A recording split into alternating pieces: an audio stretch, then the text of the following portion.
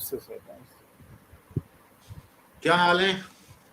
बस ठीक है सर, आपका आशीर्वाद है सर। कैसा लग रहा है आपको, आपका या लोगों का इन स्ट्रीम के बारे में? मुझे तो अच्छा ही लग रहा है सर, मुझे तो बहुत अच्छा लग रहा है। हाँ, घर के तो लोग भी सुनते हैं। वही है ना कि जिनको इतिहास के पन्नों में दबाया गया है उनको हम लेकर के आ रहे हैं। और सबसे बड़ी मुश्किल ये हो रही है कि इसके बारे में ज्यादा कुछ मिलता भी नहीं है डॉक्यूमेंट, क्योंकि इन लोगों ने जो आक्रांता थे उन लोगों ने तो काफी सब कुछ डिस्ट्रॉय कर दिया ना, एविडेंसेस, जिससे कि जी कुछ जी मिला जी। ही नहीं। तो हम लोगों ने पिछले एक स्ट्रीम में बप्पा रावल के बारे में बताया था कि बप्पा रावल ने इन लोगों को काफी दूर तक खदेड़ दिया था। फिर जी जी। कल भी हम लोगों ने बात की थी रावल कुमन के बारे में। आज एक और ऐसे ही रावल साहब हैं जिनके बारे में बात करनी है, जिन्होंने कि कुतुबुद्दीन के स्लेव इल्तुतमिश को नाको पानी पिला दिए थे, जी बुरी तरीके से हराया था उनको। और उस आक्रांता ने जो बप्पा रावल का जो इलाका था ना नागदा, वहां पर जो लोगों ने टेम्पल बनाए थे और जो राजधानी बनाई थी उसको पूरा जी तहस नहस कर दिया था। तो हम इसके बारे में कवर करेंगे, इसको देखेंगे जी। कितना सक्सेसफुल होते हैं और कितना इसके बारे में मिलता है, वो बताएंगे। तो अगर इजाजत हो तो मैं एक डॉक्यूमेंट शेयर करता हूँ। अरे आप हुक्म कीजिए सर, इजाजत क्या लेना है मुझसे।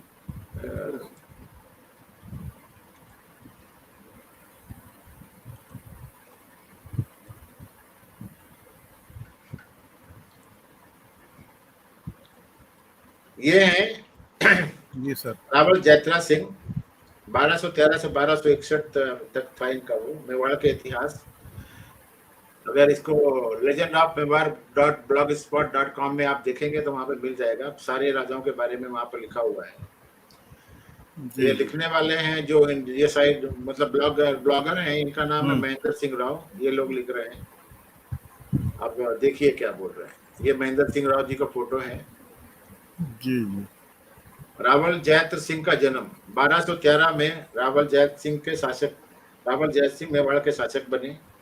रावल जैत सिंह ने अपने जीवन काल में दिल्ली के 6 सुल्तानों का शासन देखा, वह 2 को पराजित किया। रावल जैत सिंह ने दिल्ली के शासक नासिरुद्दीन को पराजित किया। सन 1222 ईस्वी में दिल्ली के सुल्तान इल्तुतमिश ने नागदा पर आक्रमण किया। इसके आक्रमण 7 वर्षों तक 1229 तक लगातार जारी रहे। वह इसने नागदा को नष्ट कर दिया। वर्तमान में नागदा उदयपुर के पास स्थित है। अब ये भूतला का युद्ध 1227 में, भूतला गांव वर्तमान में गिरवा तहसील उदयपुर में स्थित है। यह युद्ध रावल जैत्र सिंह व इल्तुतमिश के बीच गोगुंदा के पास हुआ। डॉक्टर गोपीनाथ लिखते हैं कि ये लेख उदयपुर से 8 मील उत्तर में स्थित एक नए मंदिर के बाहरी द्वार पर लगा है। ये वियना ओरिएंटल और फिर इंडियन एंटीक्वेरी में प्रकाशित हो चुका है। इसमें 36 पंक्तियां और 51 श्लोक हैं। इसकी अंतिम पंक्ति में गद्य में संवत 1330 कार्तिक सुदी 1 लिखा है। लेख वागेश्वर और वागेश्वरी की आराधना में शुरू होता है और फिर इसमें गुहिलवंशी बप्पा रावल के वंशधर पद्म सिंह, जैत्र सिंह, तेज सिंह और समर सिंह की उपलब्धियों का वर्णन है। जयसिंह के बारे में लिखता है कि वो इतना पराक्रमी था कि वो शत्रु राजाओं के लिए प्रलय मारुति सदस्य था और मालवा, गुजरात, मारवाड़, जंगल देश तथा सुल्तान उनके मान मर्दन में असफल रहे। लेकिन तेज सिंह और समर सिंह की वीरता का भी वर्णन करता है। इसमें सिद्ध होता है कि मेवाड़ का इन शासकों के काल में काफी विस्तार हो चुका था और पड़ोसी शत्रु भी अच्छी तरह दबाए गए थे। कलराक्ष योगराज के पुत्र पमराज नागदा नगर नष्ट होने के समय भूतला के युद्ध में वीरगति को प्राप्त हुए। उसमें चैत्र वृक्ष के आचार्यों का भी वर्णन मिलता है। इसे आचार्यों में बद्देश्वरी सूरी, देवभद्र सूरी, सिद्धसेन सूरी, जिनेश्वर सूरी, विजय सिंह सूरी और भुवन सिंह सूरी प्रमुख हैं। भुवन सिंह सूरी के शिष्य रतन प्रभु सूरी ने चित्तौड़ में रहते हुए चिरवा शिलालेख की रचना की और इनके मुख्य शिष्य पार्श्वचंद ने, जो बड़े विद्वान थे, उसको सुंदर लिपि में लिखा। पद्म सिंह के पुत्र केल सिंह ने उसे खोदा और शिल्पी देहलन ने उसे दीवार में लगाने का कार्य संपन्न किया। गुलाम वंश के संस्थापक निजामुद्दीन ऐबक के उत्तराधिकारी इल्तुतमिश के 1210-1236 ईस्वी में दिल्ली की गद्दी संभालने के साथ ही राजस्थान के 3 प्रासादों के साथ जुड़े विद्या केंद्रों को नेस्तनाबूद कर 2.5 दिन के झोपड़े की तरह आनन-फानन में नवीन रचनाएं करवाई। उसी क्रम में मेवाड़ पर ये आक्रमण भी था। जब मेवाड़ का नागदा नगर बहुत ख्याति लिए हुए था और यहाँ के शासक जैत्र सिंह के पराक्रम के चर्चे मालवा, गुजरात, मारवाड़, जांगल आदि तक थे। कहा तो ये भी जाता है कि नागदा में 999 मंदिर थे और ये पहचान देश के अनेक कत्लों की रही है। अधिक नहीं तो 9 मंदिर ही किसी नगर में बहुत होते हैं और इतने में ध्वंसावशेष जो आज भी मौजूद हैं। ये मंदिर पहाड़ी और मैदानी दोनों ही क्षेत्रों में बनाए गए और उसमें वैष्णव सहित लाकुलिस शैव मत के मंदिर रहे हैं। जैत्र सिंह के शासन में मेवाड़ की ख्याति चांदी के व्यापार के लिए हुई।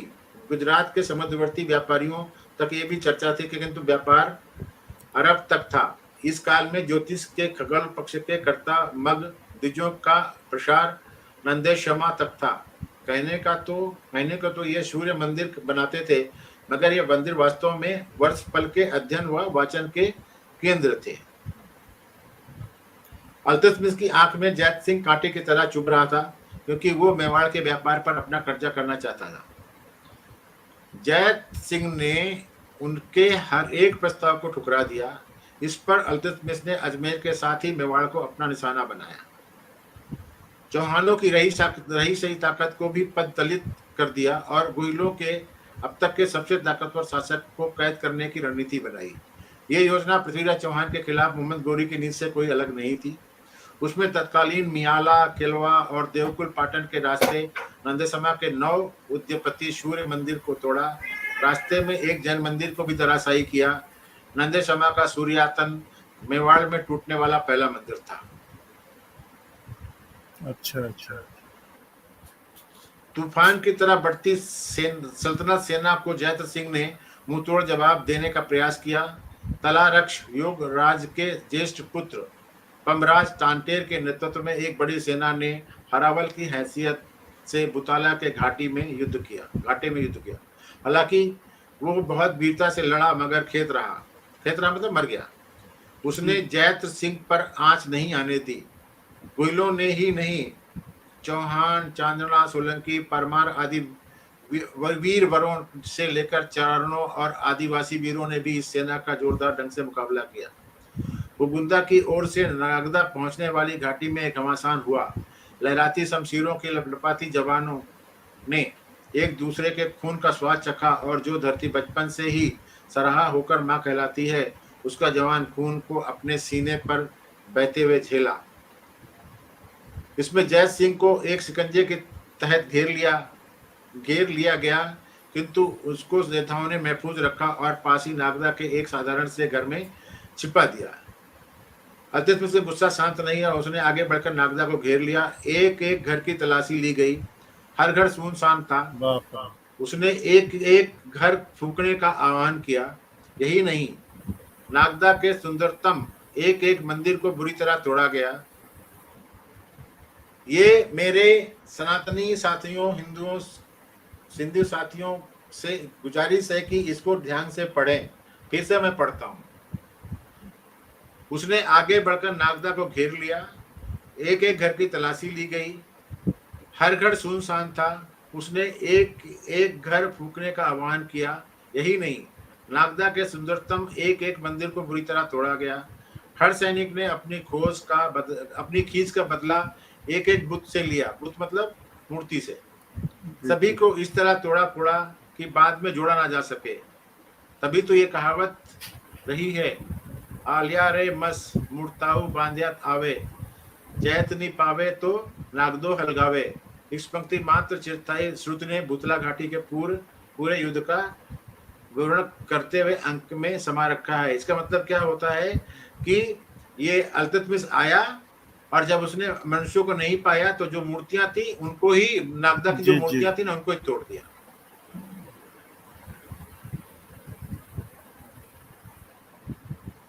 प्रदीप भाई नमस्कार।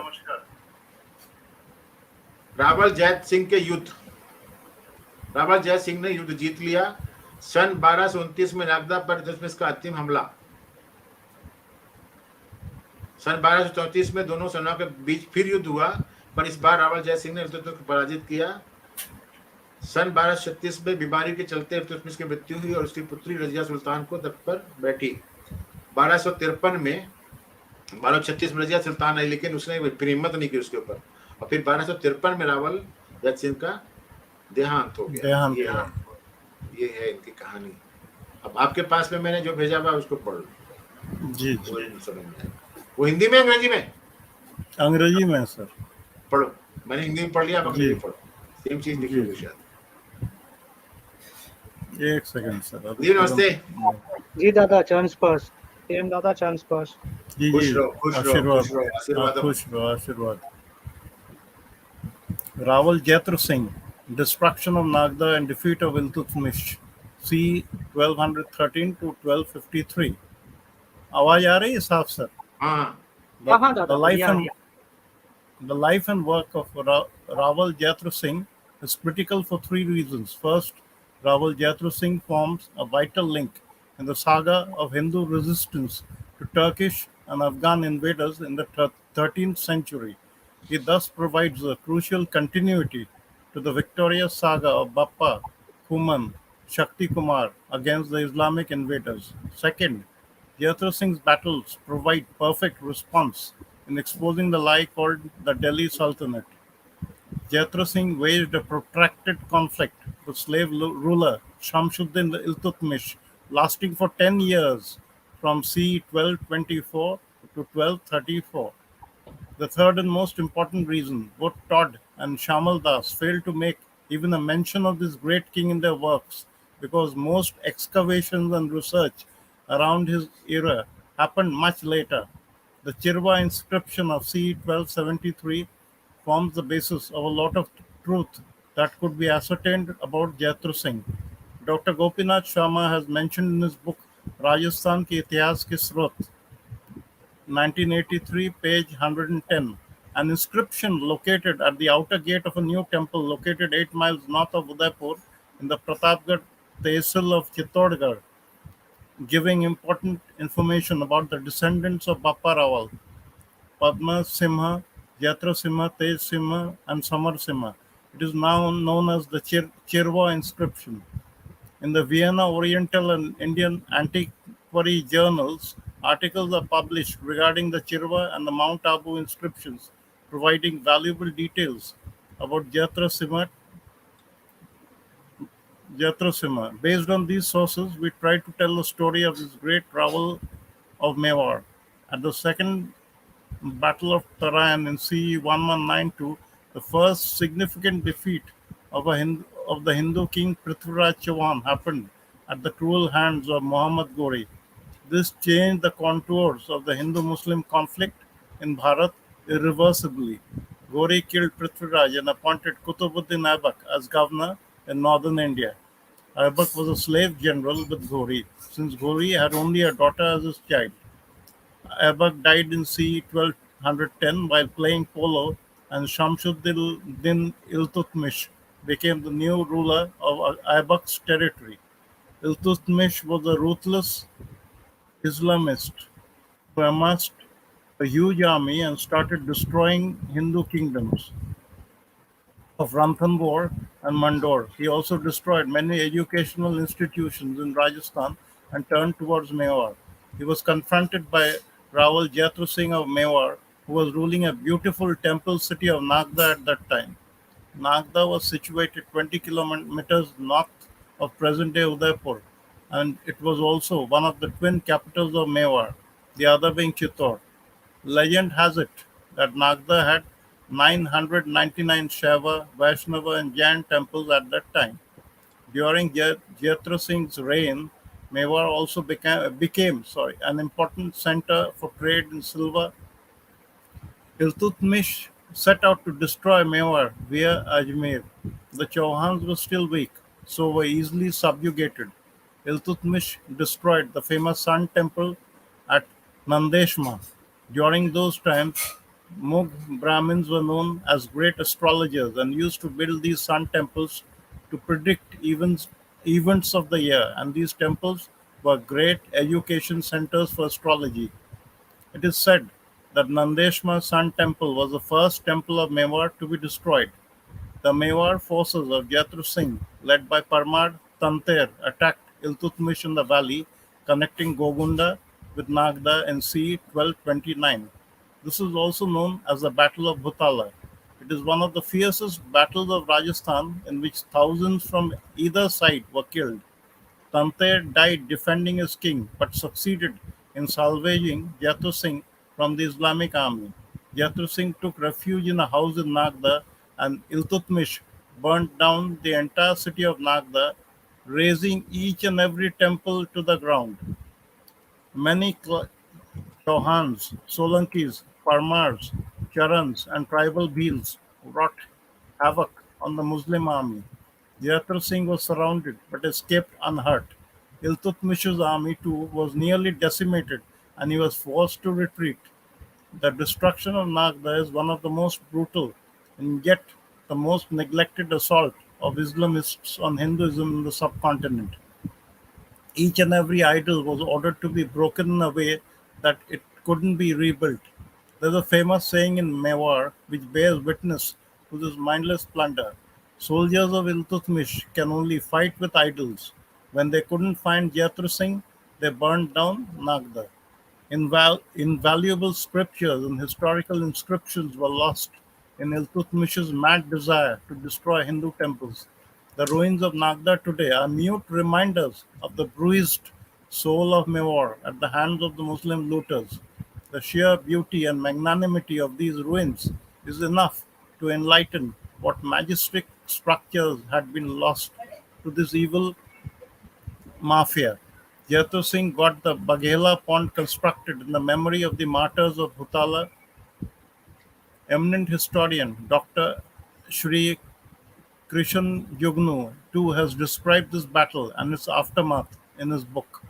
Almost all leftist and jihadi historians have blunted their pens, writing lies about the benevolence of Muslim invaders and spreading the lie that the destruction of Hindu temples is exaggerated by awakened Hindus. Someday, the leftists thugs masquerading as historians should be taken on a tour of the ruins of Nagda to witness the scale of plunder that the followers of Islam had unleashed on Hindus. Maybe some amount of shame would make them see the lies they have been peddling as history to the masses of this nation in stupor.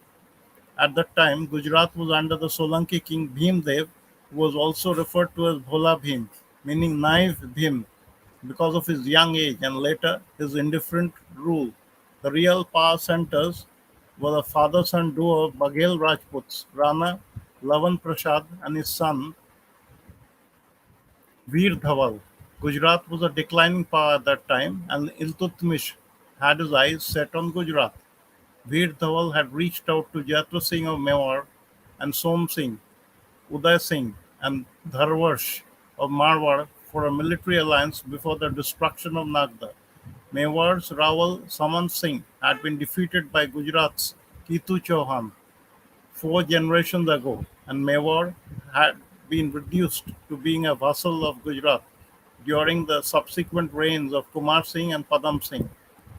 Jayatra Singh had shaken off the allegiance to Gujarat during the earlier years of his reign, and hence he turned down the request for alliance.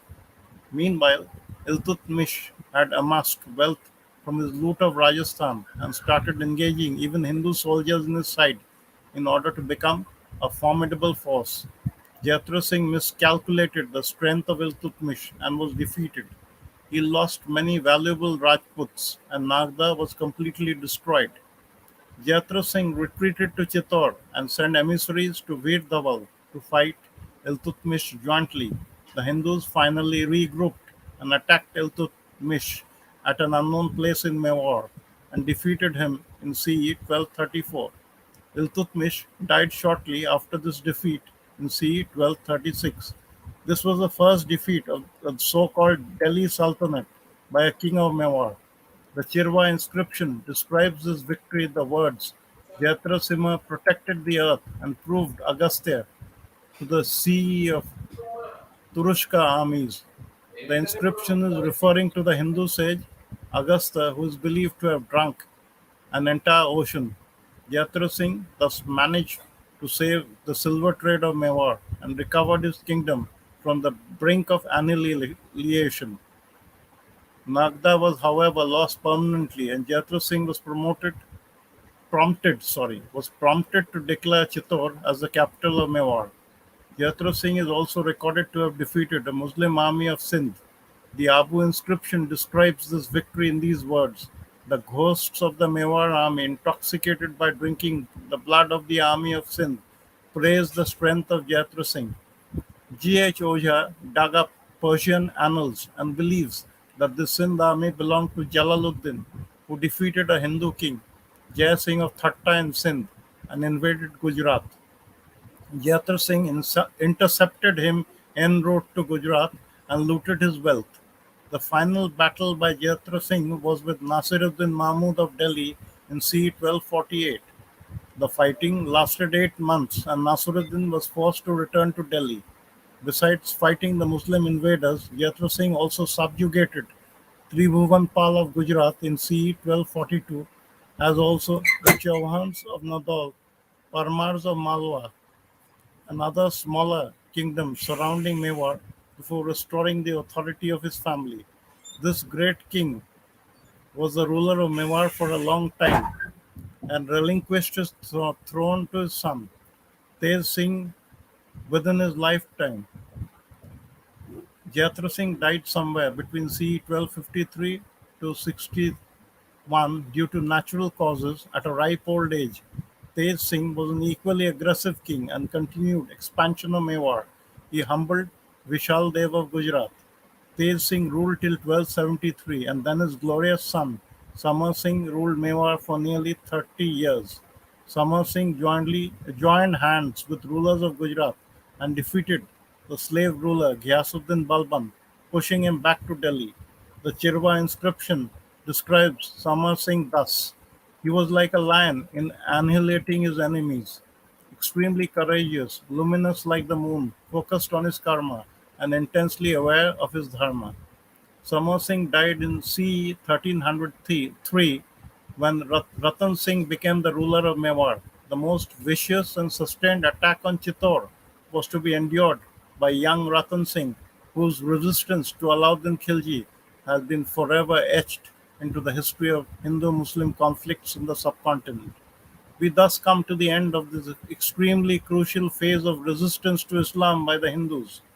With Prithviraj's murder, Islamic rule was established in the northern parts of Bharat by the Afghan and Turk slaves.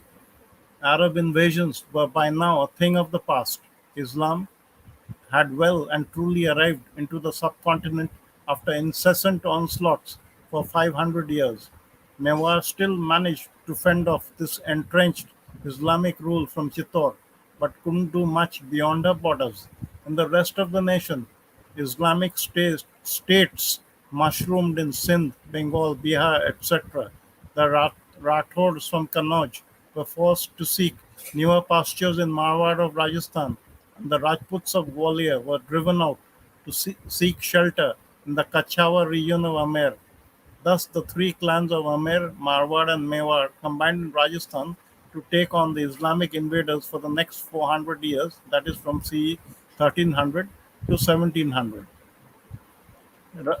Rawal, Jaitra Singh, and Samar Singh, who became legends in the folklore of Rajasthan, continued to inspire resistance to Muslim invaders. The writer has immense satisfaction in penning this section on Rawal Jaitra Singh, whom Hindus have all but forgotten.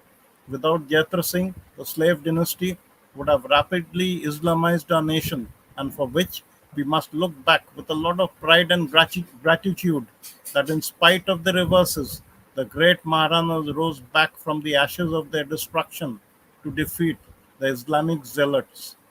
In order If the creed of Islam had produced hordes of pillagers hell bent on destroying civilizations, and converting the Hindus by sword and jihad. Then Hinduism too nurtured these glorious Mewar kings and rose to that challenge with passionate zeal and love for dharma, pushing back these marauders for a relentless 1,000 years. Yes, sir. Yes Pradeep ji, जी दादा। कैसा लगा?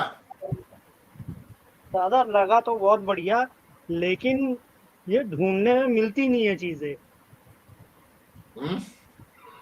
ढूंढने में मिलती नहीं है। चलो मैंने भेजा हुआ, इसको पढ़ो। कहाँ पे? उसमें व्हाट्सएप पे? व्हाट्सएप पे। ठीक।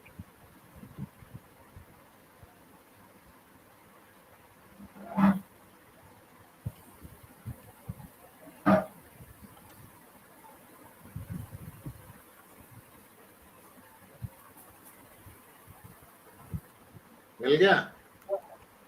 जी जी। हाँ दादा, 1 मिनट इसको बड़ा कर लो।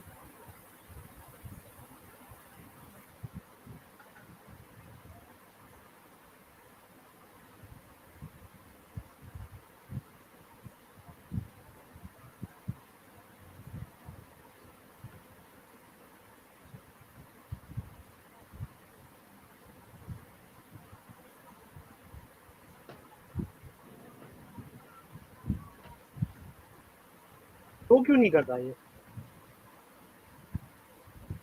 अभी तो शो कर रहा था, तूने बड़ा किया होगा, उस चक्कर में ज्यादा बड़ा हो गया होगा। 1 मिनट।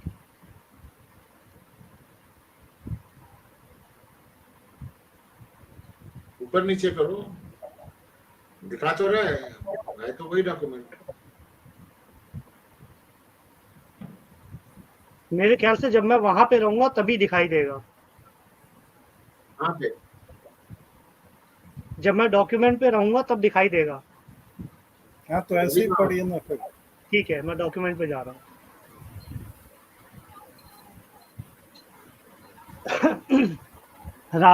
रावल जैत्रा सिंह, नागदा का विनाश और दिखाई ना दे रहा इल्तुतमिश की हार। जी दादा, इसको हटा दिए ना। हटा दूं फिर? नहीं, वहाँ सफेद यहाँ पेज देख। अभी ठीक है, मैं वैसे पढ़ ले रहा हूँ। ठीक है। ठीक ठीक। रावल जैत्रा सिंह, नागदा का विनाश और इल्तुतमिश की हार। सी यानी 1213 से 1253। रावल जैत्रा सिंह का जीवन और कार्य 3 कारणों से महत्वपूर्ण है। सबसे पहले रावल जैत्रा सिंह 13वीं शताब्दी में तुर्की और अफगान आक्रमणकारियों के लिए हिंदू प्रतिरोध की गाथा में एक महत्वपूर्ण कड़ी बनते हैं। इस प्रकार वे इस्लामी आक्रमणकारियों के खिलाफ बप्पा, खुमान और शक्ति कुमार की विजय गाथा के लिए एक महत्वपूर्ण निरंतरता प्रदान करते हैं। दूसरा, जैत्रा सिंह की लड़ाइयाँ दिल्ली सल्तनत नामक झूठ को उजागर करने में सही प्रतिक्रिया प्रदान करती हैं। जैत्रा सिंह ने गुलाम शासक शमसुद्दीन इल्तुतमिश के साथ 1224 से 1234 तक 10 साल तक एक लंबा संघर्ष किया।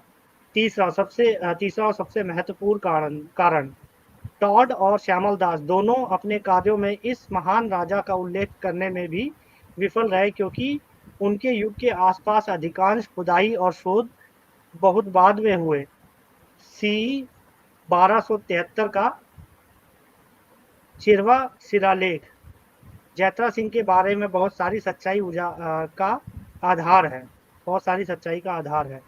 डॉक्टर गोपीनाथ शर्मा ने अपनी पुस्तक राजस्थान का इतिहास के स्रोत 1983 पृष्ठ संख्या 110 में चित्तौड़गढ़ की प्रतापगढ़ तहसील में उदयपुर से 8 मील उत्तर में स्थित एक नए मंदिर के बाहरी द्वार पर स्थित एक शिलालेख का उल्लेख किया है, जिसमें बप्पा रावल के वंशजों के बारे में महत्वपूर्ण जानकारी दी गई है। पद्म सिम्हा, जैत्र सिम्हा, तेज सिंह और अमर सिंह। इसे अरब चिरवा शिलालेख के नाम से जाना जाता है। इसे अब चिरवा लेख के नाम से जाना जाता है।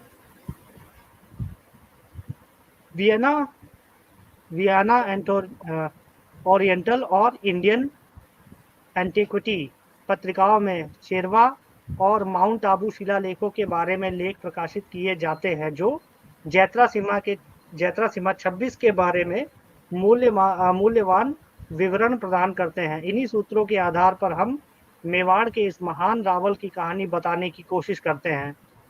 1192 ईस्वी में तराइन की दूसरी लड़ाई में हिंदू राजा पृथ्वीराज चौहान की पहली महत्वपूर्ण हार मोहम्मद गौरी के क्रूर हाथों हुई। इसने भारत में हिंदू मुस्लिम संघर्ष की रूपरेखा को अपरिवर्तनीय रूप से बदल दिया। गौरी ने पृथ्वीराज को मार डाला और कुतुबुद्दीन ऐबक को उत्तरी भारत में एक राज्यपाल के रूप में नियुक्त किया। ऐबक गौरी के साथ एक गुलाम जनरल था, क्योंकि गौरी के बच्चे के रूप में केवल एक बेटी थी। पोलो खेलते समय 1210 ईस्वी में ऐबक की मृत्यु हो गई। पोलो वो अफगानिस्तान में वो लोग लोग खेलते घोड़े थे को ना। खेलते नहीं है। हाँ, अफगानिस्तान में खेलते थे। अच्छा की मृत्यु हो गई। पोलो खेलते समय 1210 ईस्वी में ऐबक की मृत्यु हो गई और शमसुद्दीन इल्तुतमिश ऐबक ने क्षेत्र का नया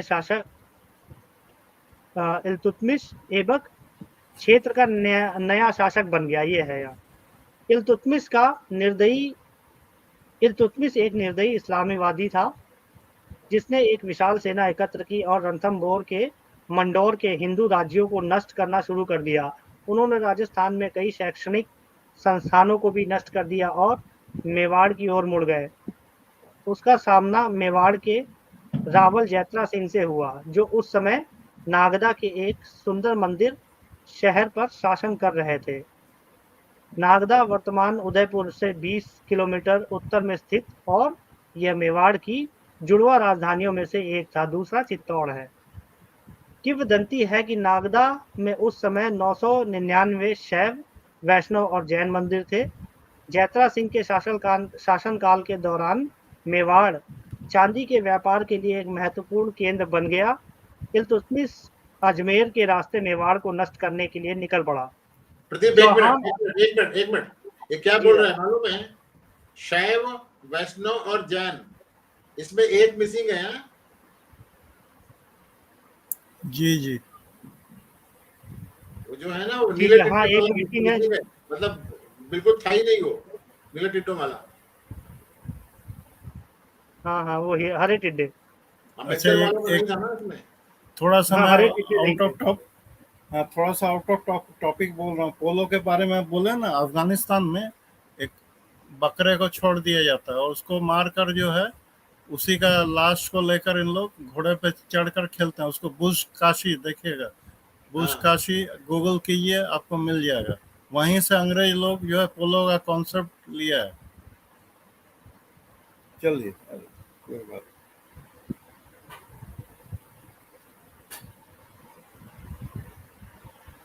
चौहान अभी भी कमजोर थे।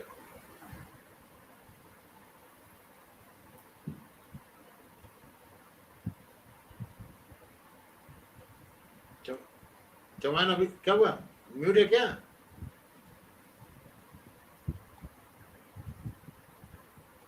हाँ दादा, सॉरी, मैं म्यूट में ही पढ़ रहा था। चौहान तो अभी भी कमजोर थे, इसलिए आसानी से अधीन थे। इल्तुतमिश ने नंदेशमा में प्रसिद्ध सूर्य मंदिर को नष्ट कर दिया। उस समय के दौरान मूग ब्राह्मणों को महान ज्योतिषियों के रूप में जाना जाता था और वे वर्ष की घटनाओं की भविष्यवाणी करने के लिए इन सूर्य मंदिरों का निर्माण करते थे और ये मंदिर ज्योतिष के लिए एक महान शिक्षा केंद्र थे। ऐसा कहा जाता है कि सूर्य मंदिर मेवाड़ का पहला मंदिर था जिसे नष्ट किया गया था। परमराज तंत्र के नेतृत्व में जैत्रा सिंह की मेवाड़ सेना 1229 ईस्वी में गोलकुंदा है ये शायद, है ना आज का, को नागदा से जोड़ने वाली घाटी में इल्तुतमिश पर हमला किया। अच्छा दादा, ये सूर्य मंदिर का मैं बता देता हूँ कि शायद 6 सूर्य मंदिर आरंभ में भी थे, जिसमें से 2 मिल गए हैं। ये अपडेट है। यहाँ से आगे बढ़ता हूँ मैं। परमराज तंत्र के नेतृत्व में जैत्रा सिंह की मेवाड़ सेना ने 1229 ईस्वी में गोकुलदा को नागदा से जोड़ने वाली घाटी में इल्तुतमिश पर हमला किया। इसे भूतला की लड़ाई के रूप में भी जाना जाता है। यह राजस्थान की सबसे भयंकर लड़ाइयों में से एक थी, जिसमें दोनों पक्षों के हजारों लोग मारे गए थे। तांत्रिक अपने राजा का बचाव करते हुए मर गया, लेकिन इस्लामी सेना से जैत्रा सिंह को बचाने में सफल रहा। जैत्रा सिंह ने नागदा में एक घर में शरण ली और इल्तुतमिश ने पूरे नागदा शहर को जला दिया, प्रत्येक मंदिर को जमीन पर गिरा दिया। कई चौहानों, सोलंकी, परमारों, चरणों और आदिवासी भीलों ने मुस्लिम सेना पर कहर बरपाया। जैत्रा सिंह को घेरे में लिया गया, लेकिन बाल बच गए। इल्तुतमिश की सेना भी लगभग नष्ट हो गई थी और उसे पीछे हटने के लिए मजबूर होना पड़ा था। नागदा का विनाश उपमहाद्वीप में हिंदू धर्म पर इस्लामवादियों के सबसे क्रूर और अभी तक सबसे उपेक्षित हमलों में से एक है। प्रत्येक मूर्ति को इस तरह तोड़ने का आदेश दिया गया था कि इसे फिर से नहीं बनाया जा सके। मेवाड़ में एक प्रसिद्ध कहावत है जो इस मूर्खतापूर्ण लूट की गवाह है। इल्तुतमिश के सैनिक केवल मूर्तियों के साथ लड़ सकते हैं। जब उन्हें जैत्रा सिंह नहीं मिला तो उन्होंने नागदा को जला दिया। अमूल्य मूर्तियां और ऐतिहासिक शिलालेख हिंदू मंदिरों को नष्ट करने की इल्तुतमिश की पागल इच्छाओं में खो गए थे। नागदा के खंडहर आज मुस्लिम लुटेरों के हाथ मेवाड़ की चोट लगी आत्मा की याद दिलाते हैं।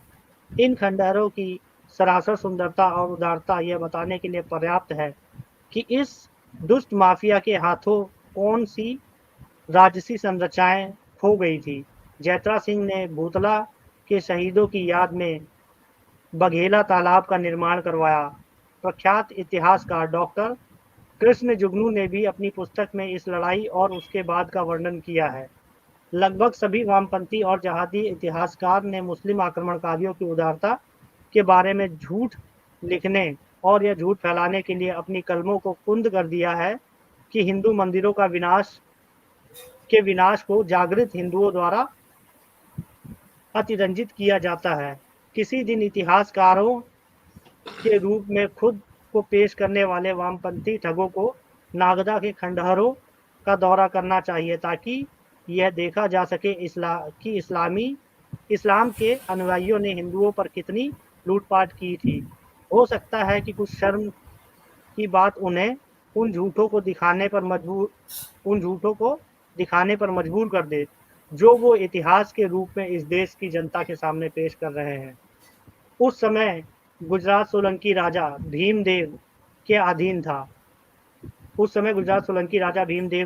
था, जिसे भोला भीम के रूप में भी जाना जाता था, जिसका अर्थ है भोला भीम। उनकी कम उम्र के बाद में उनके उदासीन शासन के कारण सत्ता के असली केंद्र बघेल राजपूतों के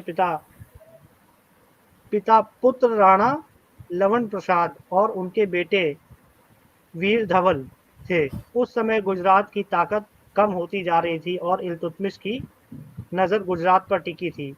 वीर धवल ने नागदा के विनाश से पहले मेवाड़ के जैत्रा सिंह और मारवाड़ के सोम सिंह, उदय सिंह और धारावर्ष से सैन्य गठबंधन के लिए संपर्क किया। मेवाड़ के रावल, सामंत सिंह और 4 पीढ़ियों पहले गुजरात के कितु चौहान को हराया था और कुमार सिंह और पदम सिंह के शासनकाल के दौरान मेवाड़ गुजरात का जागीरदार बन गया था। जैत्रा सिंह ने अपने शासनकाल के शुरुआती वर्षों के दौरान गुजरात के प्रति निष्ठा को हिला दिया था और इसलिए उन्होंने गठबंधन के अनुरोध को अस्वीकार कर दिया था।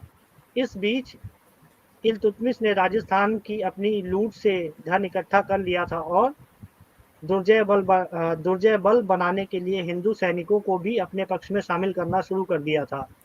जैत्रा सिंह ने इल्तुतमिश की ताकत का गलत अनुमान लगाया और हार गए। उन्होंने कई मूल्यवान राजपूतों को खो दिया और नागदा पूरी तरह से नष्ट हो गई।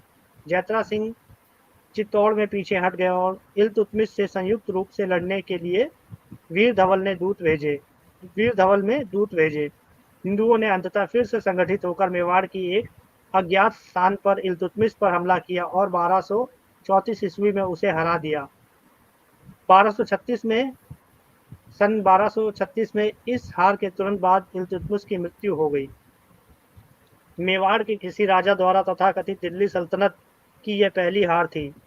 चिरवा शिलालेख इस जीत का वर्णन इन शब्दों में करता है: जैत्रा सिम्हा ने पृथ्वी की रक्षा की और अगस्त्य को तुरुस्क सेनाओं के समुद्र में साबित कर दिया। शिलालेख हिंदू ऋषि अगस्त्य का उल्लेख कर रहे हैं, जिनके बारे में माना जाता है कि उन्होंने पूरे सागर को पिया था। इस प्रकार जैत्रा सिंह मेवाड़ के चांदी के व्यापार को बचाने में कामयाब रहे और अपने राज्य को विनाश की कगार से वापस पा लिया। हालांकि नागदा स्थायी रूप से खो गया था और जैत्रा सिंह को चित्तौड़ को मेवाड़ की राजधानी घोषित करने के लिए प्रेरित किया गया था। जैत्रा सिंह पर सिंध की एक मुस्लिम सेना को हराने का भी रिकॉर्ड दर्ज है। अब अबू शिलालेख इस जीत का वर्णन इस शब्दों में करता है: मेवाड़ सेना के भूतों ने खून पीकर सिंध की सेना की प्रशंसा की, जैत्रा सिंह की ताकत की प्रशंसा की। जीएच ओझा ने फारसी इतिहास को खोदा और माना कि यह सिंध सेना जलालुद्दीन की थी, जिसने सिंध में ठट्टा के एक हिंदू राजा जयसिंह को हराया और गुजरात पर आक्रमण किया। जैत्रा सिंह ने उसे गुजरात जाते समय रोका और उसकी संपत्ति लूट ली। जैत्रा सिंह की अंतिम लड़ाई 1248 में दिल्ली के नसीरुद्दीन महमूद के साथ हुई। लड़ाई 8 महीनों तक चली और नसीरुद्दीन को दिल्ली लौटने के लिए मजबूर होना पड़ा। इस्लामी आक्रमणकारियों से लड़ने के अलावा जैत्रा सिंह ने अपने परिवार के अधिकार को बहाल करने से पहले 1242 ईस्वी में गुजरात के त्रिभुवनपाल के साथ साथ नादौल के चौहानों, मालवा के परमारों और मेवाड़ के आसपास के अन्य छोटे राज्यों को भी अपने अधीन कर लिया। यह महान राजा बहुत लंबे समय तक मेवाड़ का शासक था और अपने बेटे को सिंहासन छोड़ दिया। तेज सिंह अपने जीवन काल में जैत्रा सिंह की मृत्यु 1253 से 61 ईस्वी के बीच प्राकृतिक कारणों से एक पारिवारिक बुढ़ापे में हुई थी। तेज सिंह समान रूप से आक्रामक राजा थे और मेवाड़ का विस्तार जारी रखा। उन्होंने ये गुजरात के परिपक्व बुढ़ापे में परिपक्व है वैसे वो, हाँ, यानी ओल्ड एज में उनकी डेथ। मैच्योर। हाँ, उन्होंने गुजरात के तेज सिंह समान रूप से आक्रामक राजा थे और मेवाड़ का विस्तार जारी रखा। उन्होंने गुजरात के विशाल देव को विनम्र किया। मतलब सब्जुगेट होता है ना, बेमत में सब्जुगेटेड, उसको हरा दिया था, उसको भी ले लिया। ठीक है। तेज सिंह ने 1273 तक शासन किया और फिर उनके गौरवशाली पुत्र समर सिंह ने लगभग 30 वर्ष तक मेवाड़ पर शासन किया। समर सिंह ने गुजरात के शासकों के साथ हाथ मिलाया और गुलाम शासक गयासुद्दीन बलबन को हराया उसे वापसी दिल्ली भेज दिया। चिरवा शिलालेख में समर सिंह का वर्णन इस प्रकार किया गया: वो दुश्मनों को सफाया करने में एक शेर की तरह था, बेहद साहसी, चंद्रमा की तरह चमकदार, अपने कर्म पर ध्यान केंद्रित करता था और अपने धर्म के बारे में गहराई से जागरूक था।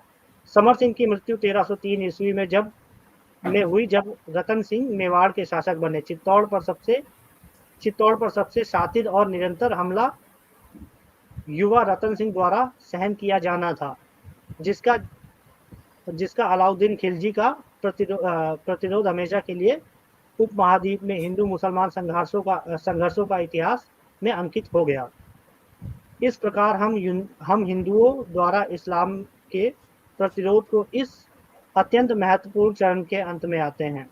पृथ्वीराज की हत्या के साथ अफगान और तुर्क दासों द्वारा भारत के उत्तरी भागों में इस्लामी शासन स्थापित किया गया था। अरब आक्रमण अब तक अतीत की बात हो गई थी।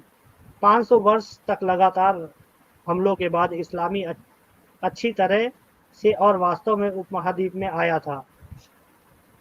मेवाड़ अभी भी चित्तौड़ से इस व्याप्त इस्लामी शासन को रोकने में कामयाब रहा, लेकिन अपनी सीमाओं से परे कुछ नहीं कर सका। देश के बाकी हिस्सों में सिंध, बंगाल, बिहार आदि में इस्लामी राज्य उग गए।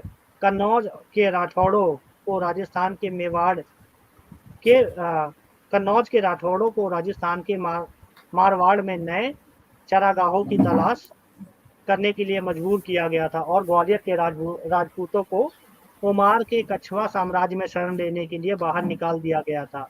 इस प्रकार ओमार, मारवाड़ और मेवाड़ के 3 कुलों ने राजस्थान में मिलकर अगले 400 वर्ष के लिए इस्लामी आक्रमणकारियों का मुकाबला किया। सन 1300 से 1700 तक राजस्थान की लोक कथाओं में किंवदंतियां बन चुके रावल जैत्रा सिंह और समर सिंह ने इस्लामी आक्रमणकारियों का प्रतिरोध को प्रेरित करना जारी रखा। लेखक को रावल जैत्रा सिंह पर इस खंड को लिखने में बहुत संतोष है, जिन्हें हिंदू भूल गए हैं। जैत्रा सिंह के बिना गुलाम वंश ने हमारे राष्ट्र को तेजी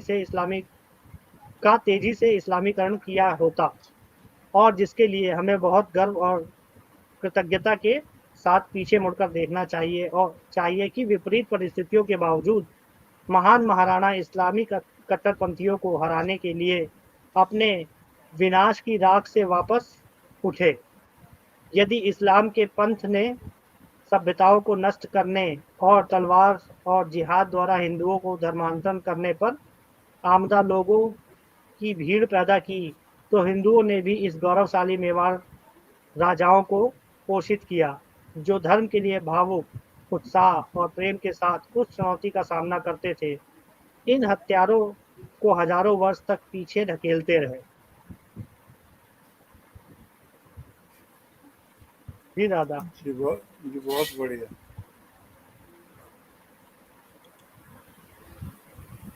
शर्म नहीं आई होगी सालों को, इनको क्या नाटक है यार, अजीब तमाशा है। ये वामपंथी जो हैं, ये जीने देने लायक ही नहीं है।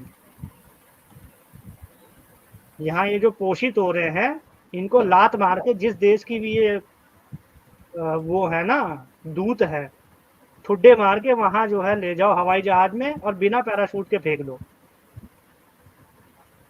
क्या तो जाओ, इन्हीं की तारीफ कर रहे थे, इन्हीं के पास रहो।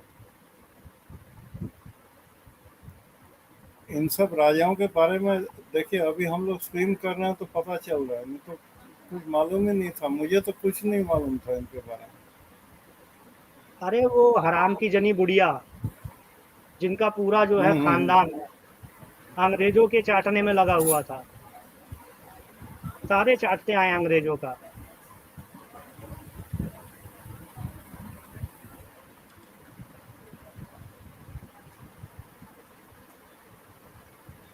ये भी एक जी sir, Rawal Jaitra Singh and the forgotten battle of Bhutal Ghati, Rajput military history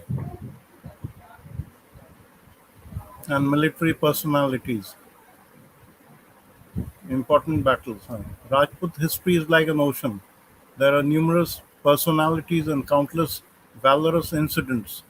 But it is a misfortune that people know Rajputs for only 2 reasons: Prithviraj Chauhan and 2 battles of Tarain, and Maharana Pratap Singh and the Battle of Haldi Ghati. But few people know about another famous, a bigger battle than the Battle of Haldi Ghati was that of Bhutala Ghati, and this was Mewar's first struggle against the Islamic Sultanate. It remained a subject of discussion for a long time. Even in the Chirwa inscription of 1273 AD, there is a discussion of this battle. Due to the fame of Battle of Bhutal Ghati, Battle of Khammar was also known as the Battle of Haldi Ghati. Dr. Gopinath Sharma has mentioned in his book Rajasthan के इतिहास के स्रोत 1983, page 110, about an inscription located at the outer gate of a new temple located 3 miles north of Udaipur in Pratapgarh Tehsil of Chittorgarh, giving important information about the descendants of Bappa Rawal, Padma Singha, Jaitra Singha, Tej Singha, and Samar Singha.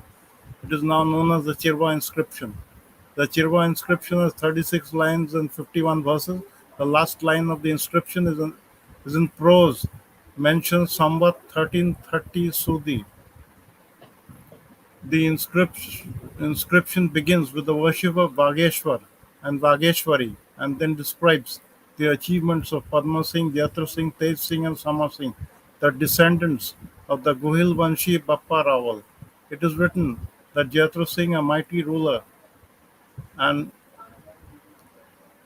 was like a catastrophe for the enemy rulers. The rulers of Malwa, Gujarat, Mewar, Yangal Desh, and sultans failed to subdue him. The author of the inscription also describes the valor of Tej Singh and Samar Singh. This proves that Mewar had expanded a lot during the time of these rulers, and neighboring enemies were also well suppressed. In the Vienna Oriental and Indian antiquary journals, articles have been published regarding the Chirwa and Mount Abu inscription, providing valuable details about Jatra Singh. Vienna Oriental Journal, Volume 21, could not be humbled by a Turushka lord. Chirwa inscription of VS 1330, Vikram Samvat. And then the Indian Antiquary Volume, ये है 10, 16. Jatra Singh proved Agastya Rishi to the sea of the Turushka army. Page 354, volume 42, Mount Abu inscription of Vikram Samvat 1342. Indian Antiquary, volume 57, also has an article regarding the Chirwa inscription and Jatra Singh. दिख रहा है? तो बहुत छोटा है sir. छोटा, एक minute.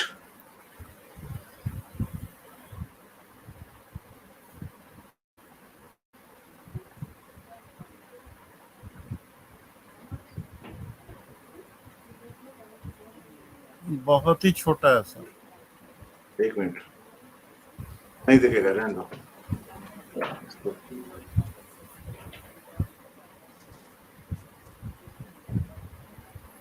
कम से कम हम लोग तो दिखा दिए कि इंडियन एंटीक्वारी वॉल्यूम 50 दादा लिंक डालो, मैं दिखा दूंगा बाद में, जैसे आप बोलोगे उसी टाइम दिखा दूंगा. नहीं, इसको नॉर्मल तो कर दो पेज को. अभी तो ठीक है. लिंक डाल दो सारा, बाकी मैं कर लूंगा. नहीं ठीक है, ये बाद में पढ़ लेंगे, नीचे पढ़ लेते हैं. कम से कम बुक का तो मतलब स्क्रीनशॉट है. Indian antiquary volume 57.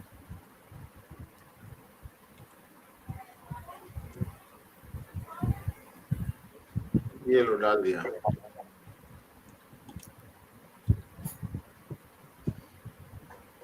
Iltutmish, 1210 to 1236 AD, the successor of Qutbuddin Aibak, the founder of the slave dynasty, succeeded the throne of Delhi. Iltutmish attacked Rajasthan and destroyed educational centers associated with the palaces of Rajasthan and making new structures over them, like Adai Din Ka Jhopda in a hurry. In the same sequence, there was an attack on Mewar too. At that time, Nagda city of Mewar was very famous. There were discussions of the might of the ruler Jatra Singh outside Mewar, like Malwa, Gujarat, Marwar, Yangal Desh, etc. It is also said that there were 999 temples in Nagda, and the ruins of the temples have been discovered at many places in the country. These temples were built in both hilly and plain areas and included both Lakulish Shaivism and Vaishnava temples. During the reign of Jatra Singh, Mewar became famous for the trade of silver. This was discussed even by merchants of Gujarat, but the business was spread up to Arabia. Source: Nandeshma Abhilekh, Hindi, Rajasthan ki Prachin Abhilekh by Dr. Sri Krishna Jugno. Jatra Singh was like a thorn in Iltutmish's eye, and he wanted to take over the business of Mewar. Jatra Singh had turned down every offer of the Sultan earlier. This made Sultan Iltutmish attack Mewar, and at the same time Ajmer. The Chauhans were weak at that particular point of time. The Sultan adopted a strategy of imprisoning the most powerful ruler of the Guhils at that time. That was no different from Muhammad Ghori's strategy against Prithviraj Chauhan. He destroyed the newly built Sun temple of Nandeshma on the way of Miala, Kelwa, and Devkul Patan. A Jain temple on the way was also destroyed. ये माचिन Jain temple ruins का photo है.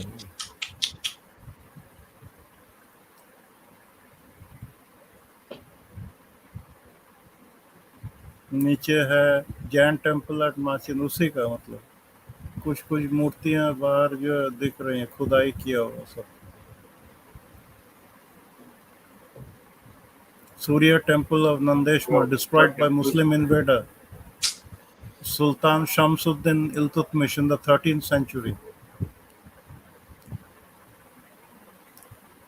Jaitra Singh, on hearing the news, made preparations to give a befitting reply to the Sultanate army, which was approaching like a storm. Parmar Tanter, the eldest son of Talaraksha Yograj, raised an army to fight the Sultanate army. He fought very valiantly for Jaitra Singh but could not succeed against the Sultanate army. Not only the Gohils but warriors from other Rajput clans like the Chauhan, Solanki, Parmar, etc., along with the Charans and tribals, fought bravely against the Sultanate army. Heavy fighting occurred between the valley of Gogunda and Nagada. Many young lives perished while fighting a bloody battle with the Sultanate army. A saying goes like this: Al Altia te mas त्यारे मस muk मुड़ताऊ re बगुआ hai. आवे. अच्छा. वही जो मैंने अंग्रेजी में पढ़ा था, हाँ. जैद नहीं पावे तो नागदो हलगावे. मतलब जब अगर आदमी पढ़ो, हिंदी में लिखा हुआ नीचे. The above line has kept the memory of the battle attached to itself. In the 14th century, the city submerged, and as a tradition, Baghela Talab was built to provide Jalanjali to the martyrs. Dr. जलांजलि. Shri Krishan Jugnu writes in his book Nandeshma Avilek Hindi, Rajasthan Ki Prachin Avilek. This fierce battle was fought in the valley near Nagda towards Gogunda. Besides Gohils, there were brave soldiers from Mewar. They gave a tough fight to the Sultan's army. However, when Jaitra Singh was cornered, he was secretly sheltered in one of the houses in Nagda. Iltutmish was furious and encircled Nagda. Every house was searched, burnt, and destroyed. In the 14th century, according to a mythological tradition of the offering of water tribute to the martyrs of Bhutal Ghati, a lake was built at Nagda and christened as Baghela Talab. There is another bardic tale that says Marana Mokai Mokal built this lake in memory of his brother Bagh Singh. English translation taken from Wikipedia. Original lines are in the book by Dr. Krishan Jugnu, Nandeshma Avilek, Rajasthan Ki Prachin Avilek, 2015, Lok Chetna Prakashan.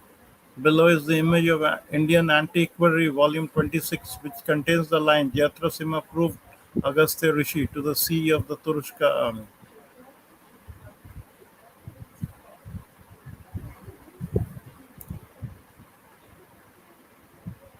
बस.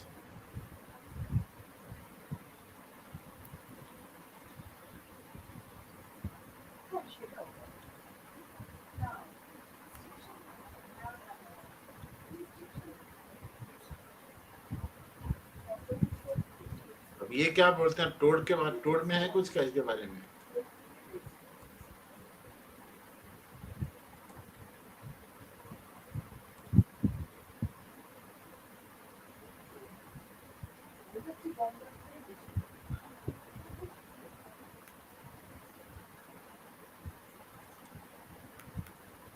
Tod टॉड टॉड टॉड टॉड क्या बोलता है?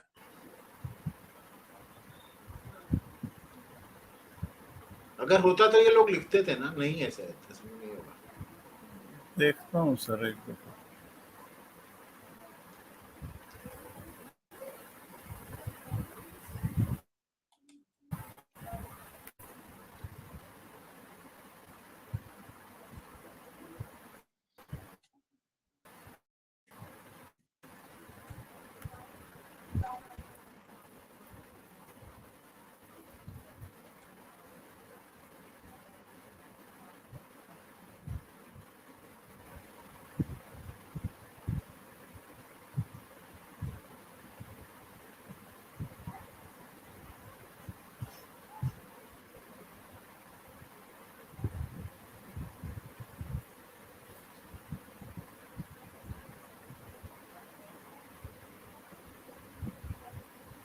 Search मारा हूँ लेकिन अभी तक आया नहीं है।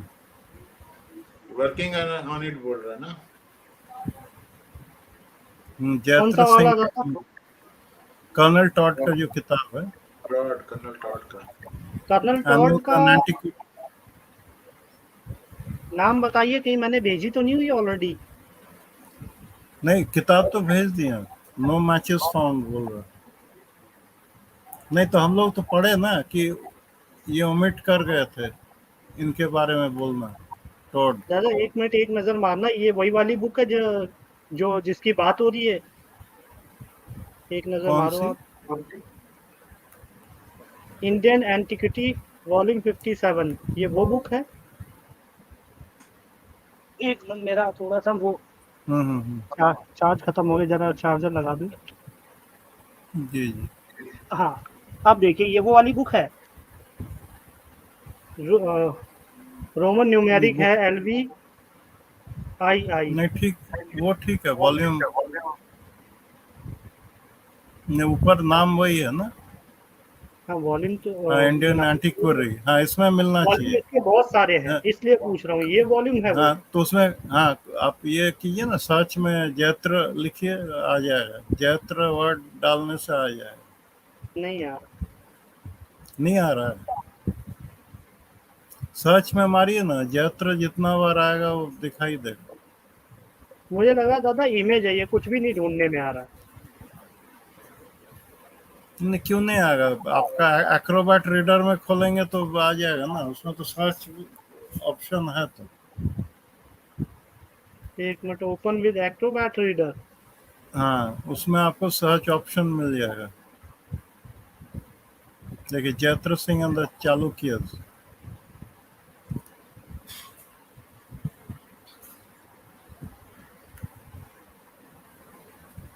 Jaitra Singh ascended the throne after his father Padma Singh sometime in Vikram Samvat 1213 AD, and he has been mentioned as the ruler of Ekling temple inscription of that year.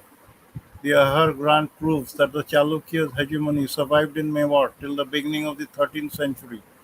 But in the early years of his reign, Yatra Singh seems to have cast off the yoke of suzerainty, and most probably during the time when confusion prevailed in Gujarat after Bhimdeva's discomfiture at the hands of Kutubuddin. This offered an excellent opportunity for him to defy the authority of the ruler of Gujarat. It is known that the Ghagasa inscription of V 1322-1265 AD that Jatra Singh could not be humiliated by the lords of Gurjar land, Malwa, Turushka, and Shakambhari. A similar account is also available in the Chirava inscription of V 1330-1273 AD.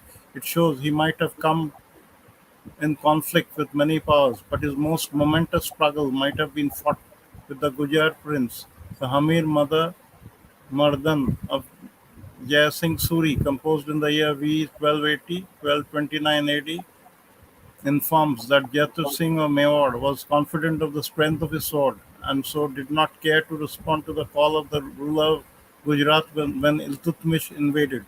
Therefore, it is evident that the king of Mewar was reigning as an independent ruler at that time. After the death of Bhim II of Gujarat, Tribhuvan succeeded him, who challenged the ruler of Mewar at Kotada. The Chirwa inscription of VE 1350-1273 AD informs that a person, Balaka of Talaraksha family, was killed while fighting at Kottadaka with Ranak Tribhuvan. The reign of Tribhuvanpal was of a very short duration, and he was subsequently removed by the ambitious Vishala before V 1308-1246 AD. Therefore, this battle seems to have taken place between V 1200 and 1303, that is corresponding to 1242 and 1246 AD. ये 48 समझ में नहीं आ रहा, थोड़ा सा blurred है. The Pattanaran 40 inscription of 46 V था यार। 1346, correct. The Patanara inscription of B 1344, corresponding to 1287 AD, speaks of Jethro Singh's victory over Chandravati, which was subsequently recovered by the Parmars. Invasion by Iltutmish. Iltutmish invaded Gujarat. His army passed through Mewar and devastated Nagda city. A detailed account of this event is available in Hamir Madamardan, a drama composed in V 1286-1220 AD by Jai Singh Suri. A summary of the third act is as below. King Veera Dhaval of Gujarat, while talking to his minister, says that Jaitra Singh, the king of Mewar, had a hostile attitude towards him as he felt very much proud of the strength of his arms. In the meanwhile, one of the spies entered and informed of what had happened at Nagda. He related a vivid picture as to how the city was burnt and most of the citizens fled, being terrified, while others committed suicide. He added that he consoled the terrified people by declaring that Veera Dhaval had reached with his full army. He concluded that when the news reached the Turushka invaders, they left the field in confusion. The latter part of the story may be regarded as an exaggerated one, as the author utilized his generous patron Ved Dhaval. An account of his invasion also preserved in the Chirwa inscription of V 1330-1273 AD. According to it, some sultans invaded Nagda and devastated the city. A furious battle ensued at Bhutala near Nagada, where Talaraksha Yogaraj's elder son Pemraj was killed. The Ghagasa inscription of V 1322-1285 AD and Chirwa inscription of V 1330-1273 AD elucidate elucidated that even the Sultan could not humble down the pride of Jethro Singh. From this, we can say that after some preliminary reverses, Jethro Singh encountered the Sultan's forces and inflicted a crushing defeat, thereby causing retreat of the invading army. The name of the invader is given in the said work as Milach Milachrikara. Milachrikara. According to G. H. Oja, it is a Sanskritized form of Amir Shikar, which, according to Tabakat-e-Nariri, was the title of Iltutmish. Although Dr. Barnett and H. C. Rai object to this to the said identification by saying that the word Milachikar cannot phonetically be the Sanskritized form of Amir Shikar, but Dashrath Sharma regards it to be a Paishachi form. As regards the date of this expedition, G. H. Oja has put the event about V 1286 1229 AD, whereas Dr. Dashrath Sharma has placed it about V 1279 1222 AD on the grounds that Vastupal, the chief organizer of anti-Muslim confederacy, was serving as governor of Cambay when the said incursion took place, as he remained on the said post between the years B 1276 to 1278 and was removed from there in V 1279. Therefore, the last date possible for the event would be V 1279. But looking to the Charbhuja temple inscription of village Nandesama of V 1279 1222 AD, wherein Jethro Singh is mentioned to have his capital in Nagda, it can hardly be placed in that year, as after the occurrence of the said event, he shifted his capital to Ahar. As already mentioned, the detailed account of this invasion is preserved in a contemporary work named Hamir Mardan, composed in V 1286 1229 AD. The last date possible for this invasion, therefore, would be the above year of its completion. As such, this event can be placed between V 1279 to 1286, that is corresponding to 1222, to 1229 AD. Sihad posted at Vagda. As already stated, Jethro Singh had successfully captured the territory of Vagda and given it to his son Sihad. Although G. H. Oja and Dashrath Sharma have observed that Sihad was the grandson of Samant Singh of Mewar, but the above statement is not corroborated by the earlier epigraphic sources. The Upper Ganva inscription. Upar Ganva inscription of V 1461-1404 AD tells us that the territory of Vagada was conquered by Jaitra Singh and was made over to Sihat. Other inscriptions also mention the name Jai Singh as the father of Sihat, who should be none else than Jaitra Singh of Mewar.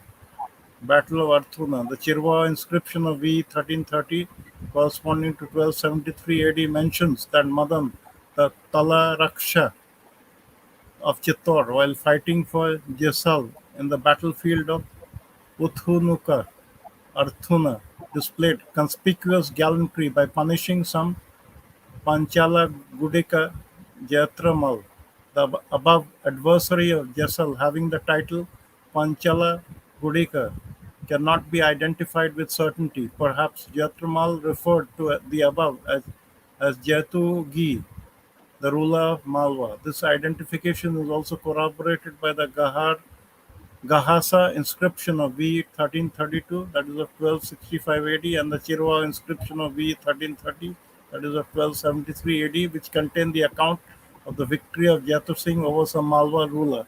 Jaisal, for whom Madan fought, may be identified with Jai Singh, son of Sihada. As already stated, he was the grandson of Jaitur Singh, and because of the close relations between the two houses, the ruler of Mewar dispatched his forces to help Jaisal. G.H. Ojha and Dashrath Sharma do not agree with the above identification by saying that the word Jaisal is used for Jaitur Singh himself. But this argument does not seem to be correct, as in the Upper Ganva inscription of V 1461, that is 1484 AD, Jaisal is specifically mentioned as the son and successor of Sihad. Battle with the Chauhan इसमें sir वो internal battles के बारे में ज्यादा बता रहा है, लेकिन चिरवा इंस्क्रिप्शन है,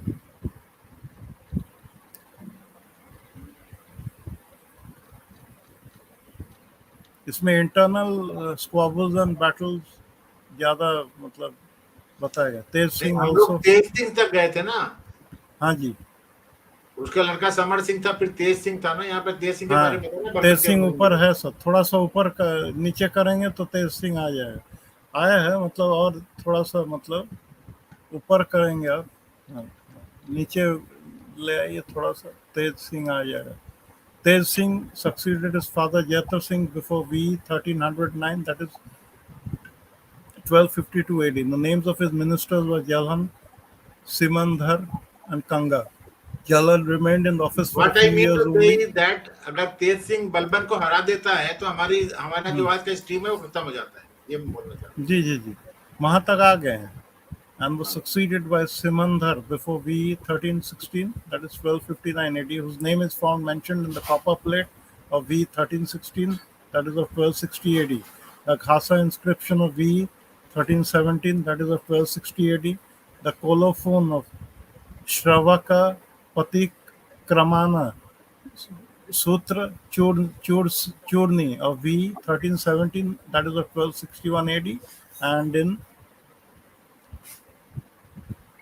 एक मिनट नीचे पढ़ो क्या लिखा है. ये चित्रकूटे जेस शुद्धि 12 अजीत सेन सुने अमृतमोरी बीजा, ये क्या है, संस्कृत में है क्या ये?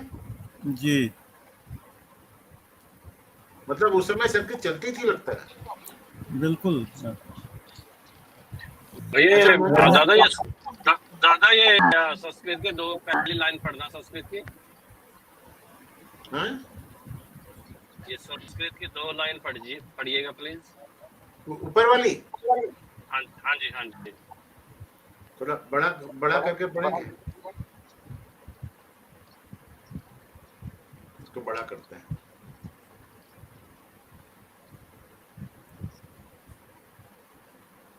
हाँ, चित्रकूटे 1288 ज्येष्ठ शुद्धि 12 अजीत सेन, पता नहीं कौन सा सेन है, प्रभु सेन से प्रभु सेन अमृत मूर्ति मुक्तावली गागी नो वीजा आषाढ़वती दो ऋषभ पार्श्वनाथ प्रतिष्ठा साधु लक्ष्मीधर मुनि. अच्छा, जैन का है ये. जैनिज्म. हाँ जी, हाँ जी, हाँ जी, हाँ जी, हाँ जी. अच्छा. Okay. GH ओझा जी क्या बोल रहे हैं? On the basis of colophon of this, V means विक्रमी की बात कर रहा है शायद ये. विक्रमी is V. जी विक्रमी is V. बिल्कुल बिल्कुल जी बिल्कुल क्या प्रेम जी, कितने इतिहास में मामला छुपा हुआ है. हम लोग तो साइंस और ज्योग्राफी, साइंस और टेक्नोलॉजी के चक्कर में तो भूल गए भाई. दादा ये जो खुदाई हम करेंगे हल्के की खुदाई है, खुदाई गहरी करनी पड़ेगी.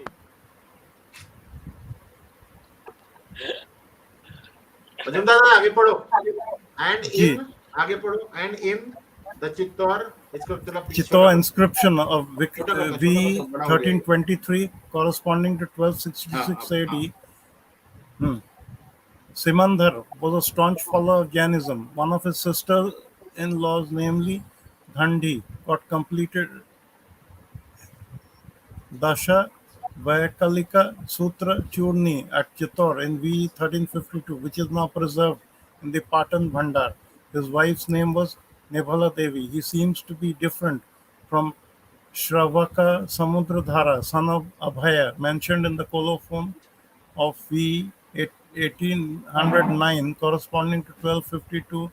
Sorry, it's 1309, corresponding to 1252 AD, of Dasha Shravaka Charita Churni of Purna Bhadra, written at village Bara in Mewar, and now preserved in the Jaisalmer Bhandar. It was replaced by another minister named Kanga in V 1324, corresponding to 1267 AD, whose name is found mentioned in the Chittor inscription of V 1324, corresponding to 1267 AD.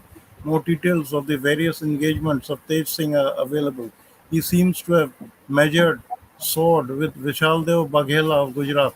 In the Kadi plate of V 1317, corresponding to 1260 AD, the latter is described to have destroyed the country of Mewar. But this statement is not fully convincing and needs further support, as Tej Singh also used the same title of Umapati Vara Labdha, commonly used by the rulers of Gujarat, which could not have been allowed had he been under the Gujarat ruler. Tej Singh also fought with Balban in 1253 to 1254 AD, when the latter was deprived of the Igta of Nagaur by Nasiruddin Mahmud. He invaded Ranthambore, Mundi and Chittor, but had to retreat without achieving any success. Again in 1255 to 1256 AD, Nasiruddin's stepfather, Kutlug Khan, raised the standard of revolt and took shelter at Chittor. The Delhi forces pursued him and besieged the fort. A battle was fought in the Talahati of Chittor, wherein Talaraksha Ratna, the elder brother of Shema, was slain. A reminiscence of this event is also found recorded in the Chirwa inscription of V 1339, corresponding to 1273 AD, and Jata Shankar temple inscription of the 13th century, preserved in the Nagpur Museum. The forces of Mewar made a successful defense and forced the invading army to retreat. Vijay Singh Guhilot, mentioned in the Nagpur Museum inscription referred to above, displayed conspicuous gallantry in the said battle, whose descendants later on moved to central India. A Jain inscription of V 1326, corresponding to 1269 AD, of Sewadi district Pali, contains a reference to the grant made by Chachi Gudeva Sonagara at the Mandi Pika of Nadol for the worship in the Jain temple of Karkra in Mewar. Basing on this inscription, a conjecture may be hazarded that Chachi Gadeva succeeded in occupying certain parts of Mewar, but this statement requires further evidence. It seems that the donation made by him was allowed to be paid from the Mandapika of Nadol, which formed a part of his state. It can also be surmised that owing to the matrimonial relations that existed between the two houses, Chachigadeva gave this charity in a customary way. Till recently, the shrines of Nathwada owned such extensive jagirs in almost all the erstwhile Rajput states. Chachigadeva's daughter Rup Devi was married to Tej Singh, who after her husband's death seems to have moved to Marwar, where she constructed a step well in the village Bathu, Badh, Badhu Tara in Vadhu V तारा, हाँ। in V 3040, corresponding to 1283 AD. Jaital Devi, another queen of Tej Singh, got constructed the temple of Sham Parashvanath at Chittor in V 1335, corresponding to 1278 AD, and made several donations for it from the Mandapikas of Kohar, Sajanpur, Chittor, etc. Chittor during Tej Singh's reign became the center of Jainism, where eminent scholars like Ratnaprabha Suri, Pradyumna Suri, etc., practiced their scholastic pursuits. The manuscript Shravaka Pratikramana Sutra Churni, copied at Ahar in V 1317, contains some early Apabhramsha miniatures. It is now preserved in the Museum of Boston in America. Inscriptions of Tej Singh, the अच्छा, cardinal एक बात plate देखी of the दादा, एक बात देखी, they were Vaishnav, but they were जी patronizing Jainism also, हाँ? करेक्ट सर उसमें कोई झगड़ा नहीं करेक्ट करते थे ये लोग। नहीं झगड़ा किस बात का correct sir Inscriptions of Tej Singh, the cardinal plate of V 1316, the Ghasha inscription of V 1317, and the Ghasa inscription of V 1322, and the Chittor inscription of V 1324 are some of the important inscriptions of the time of Maharaja Tej Singh. The cardinal plate mentions the grant of ना, यहाँ Shavilar, पर उसको महारावल बोल रहे हैं, रावल से Maharaja Maharawal हो गया वो। Tej Singh. The cardinal plate mentions the grant of Shavilar Bhumi on solar eclipse. The Khasa inscription refers to the grant for the maintenance of the temple of Tripurusha.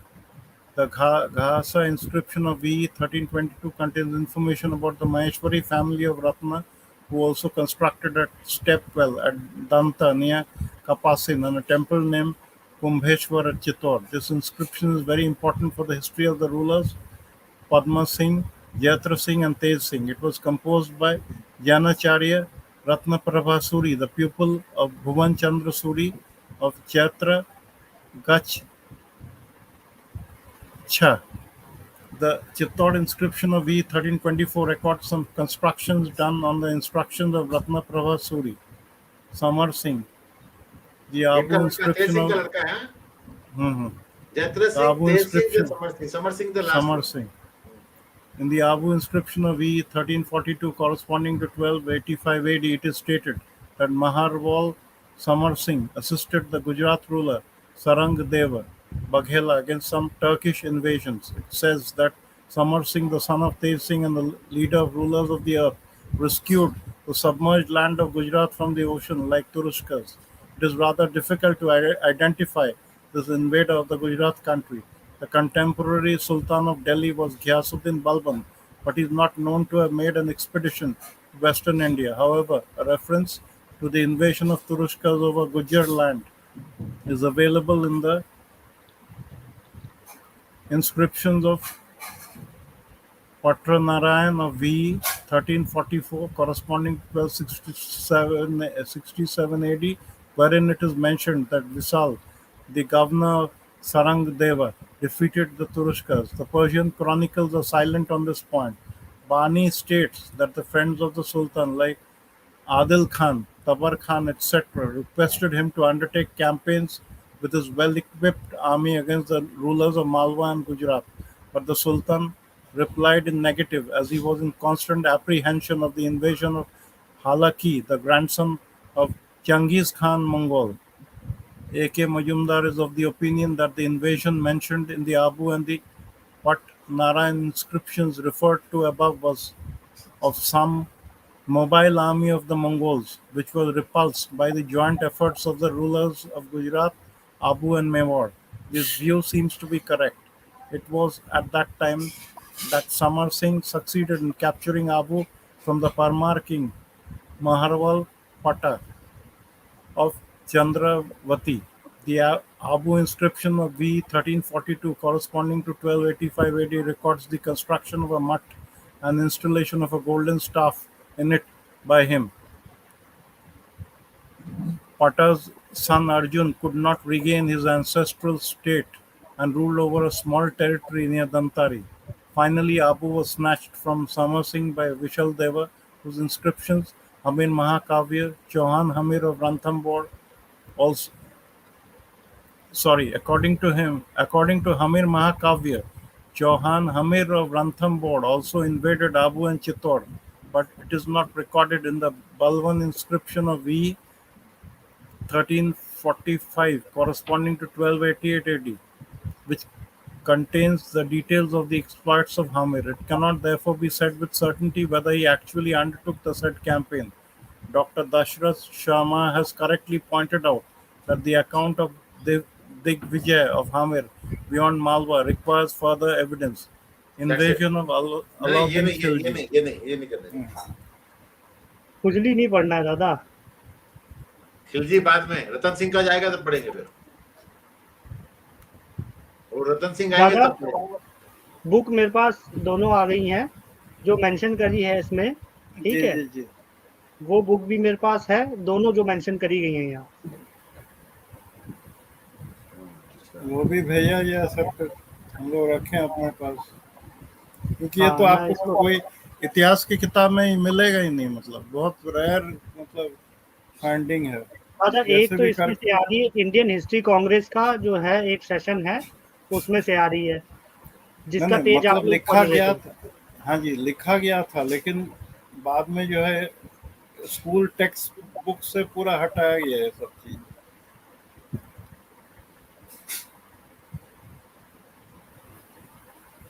और वहां एक तो चीज और क्या लिख दादा, रहा है, हेलो दादा आपने एक आर्टिकल अभी जो पढ़ा है इसमें पर्शियन का एक जिक्र आ रहा है 1200 मतलब 13th सेंचुरी में 1200 कुछ में कि देवर साइलेंट। तो एक क्वेश्चन यहाँ मेरा अराइज ये होता है कि क्या पर्सिया पहले ही ऑलरेडी कैप्चर हो चुका था? नहीं नहीं पर्शियन वॉज साइलेंट, मतलब पर्शियन ये राइटर्स आते थे ना लिखने के लिए, हाँ पर्शियन लेकिन क्रॉनिकलर्स। हाँ तो दे आर साइलेंट मतलब उन लोग आए ही नहीं, लिखे ही नहीं फिर उस समय। नहीं, क्या इन्फ्लुएंस आ चुका था इस्लाम का पर्सिया में उस टाइम 13th सेंचुरी में? हैं? आ तो चुका था। क्या क्या क्या हाँ क्या जी क्या आप क्या क्या 30 13th सेंचुरी में पर्सिया हाँ में इस्लाम का इन्फ्लुएंस आ चुका था, हाँ इस्लामाइज क्या हो हाँ चुका? बहुत पहले आ चुका था वो तो, 800 हाँ 800 बिल्कुल 800 में आ चुका बहुत था जी, पहले आ चुका था वो। 800 में। नाम पर्सिया ही चल रहा था ना उस टाइम, के चेंज हो गया था? पर्सिया ही रखा था,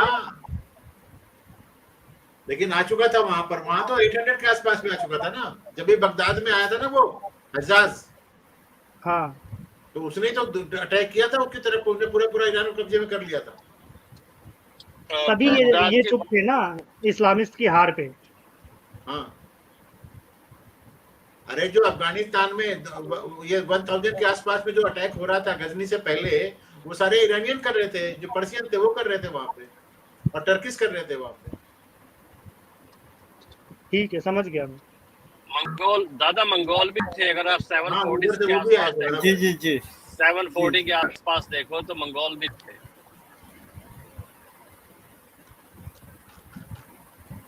मैं दोनों बुक वहाँ शेयर कर रहा हूँ दादा, उस पे जी जी जी ग्रुप में अपने।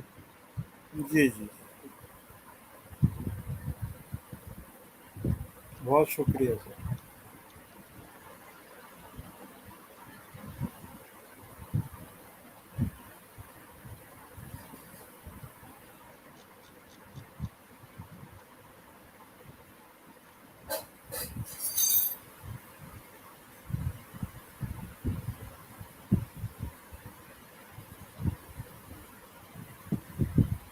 एट्टी थ्री पेज कहाँ से आया इसमें से? एक मिनट, ये भी एक चीज दिखाता हूँ आपको अगर मिलता है तो।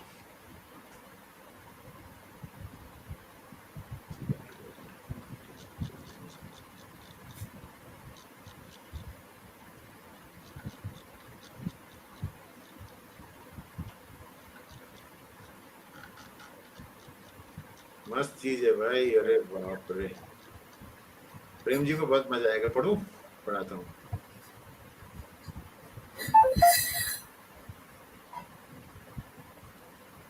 देखो भाई ये चीज कितनी अच्छी सी है।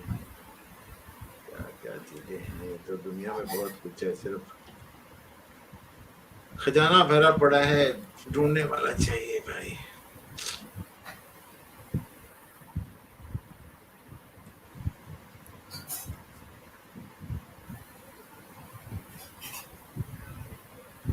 कुछ दिखा? जी सर।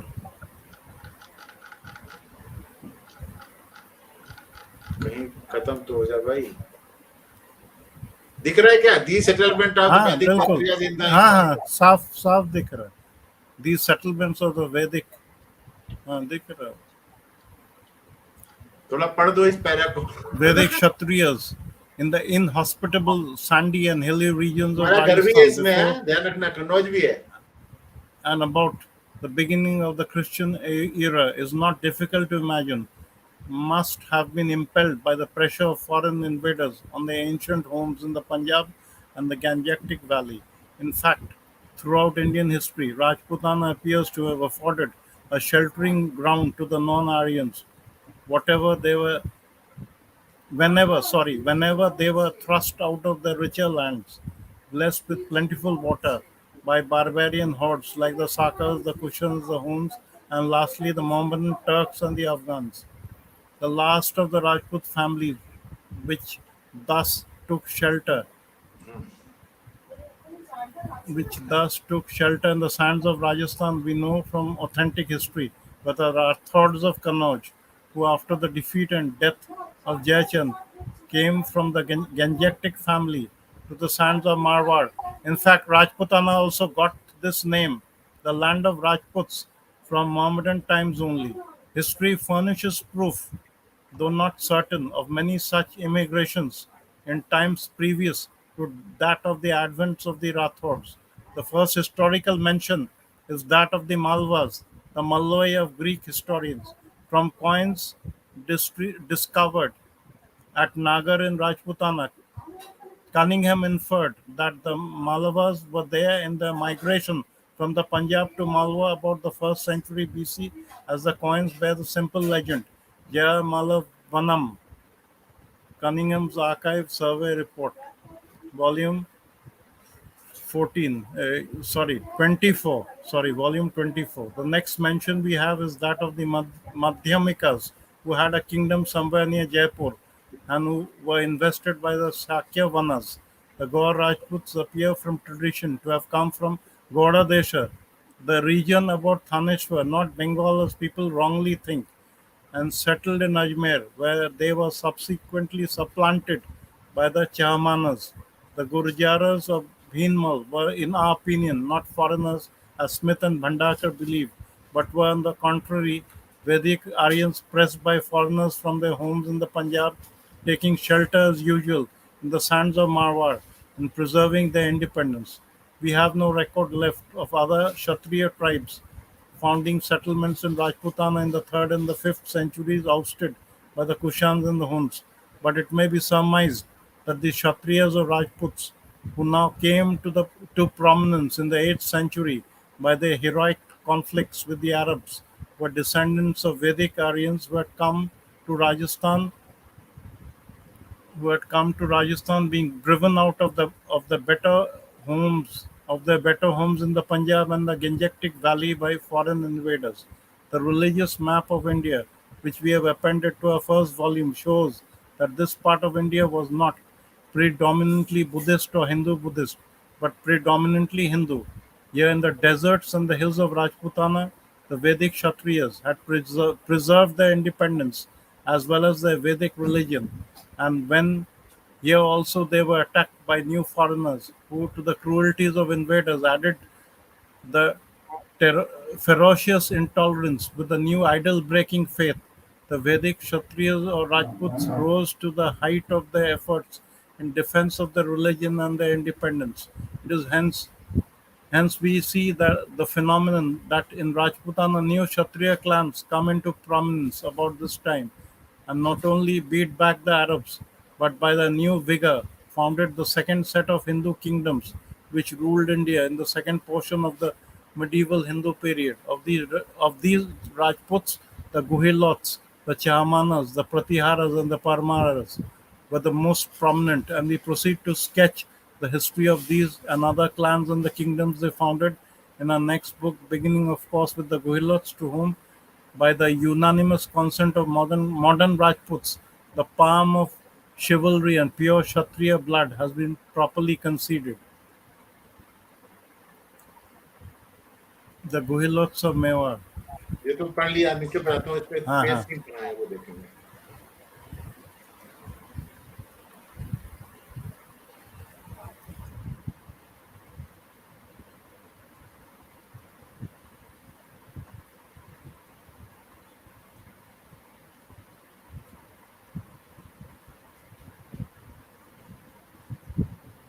पप्पा का सक्सेसर ये भी कर लिया ना हम लोगों ने।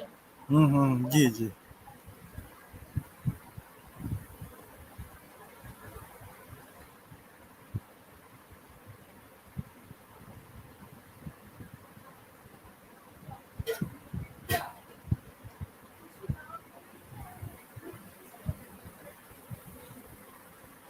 ये वंशावली है।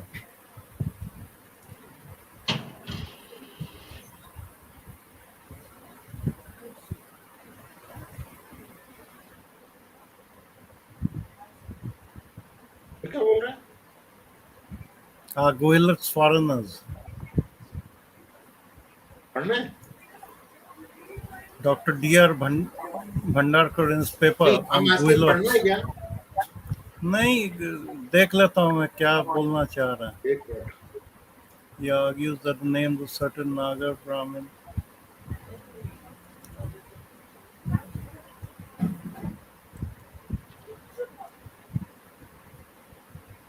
नगर ब्राह्मण फॉर वडनगर माने मोदी जी का गांव जहाँ पे चाय हाँ बनती हाँ थी। हाँ हाँ, तो गुजरात से ये लोग राजस्थान माइग्रेट किए ना सब। Consequently was a foreigner and mayor the Nagaraj of the। ये गोहिल टाइटल अभी भी मिलता है गुजरात में। हाँ वो तो है ना, वो तो मेरे साथ में अफसर भी थे वहाँ पे मुंबई में। क्षत्रिय by whole of India from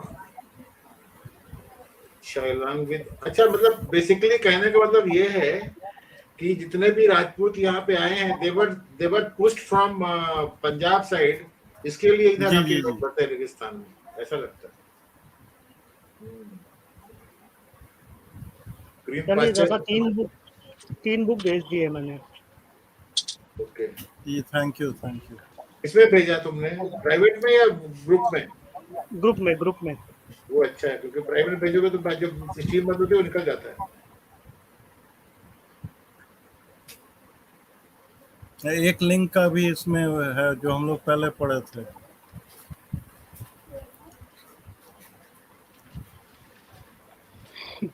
general पापा के बारे में लिखा है यार, इसमें कुछ ज्यादा ही लिखा है। इसमें अच्छा बाबा, मतलब हाँ। ये जो इंस्क्रिप्शन है ये कैसे ढूंढेंगे? अगर ये ढूंढने का तरीका मिल जाएगा तो बहुत आसानी से हिस्ट्री के सारे उसमें जो है ना इंस्क्रिप्शंस या जो है आर्कियोलॉजिकल एविडेंसेस वो प्रोड्यूस करे जा सकेंगे ओरिजिनल।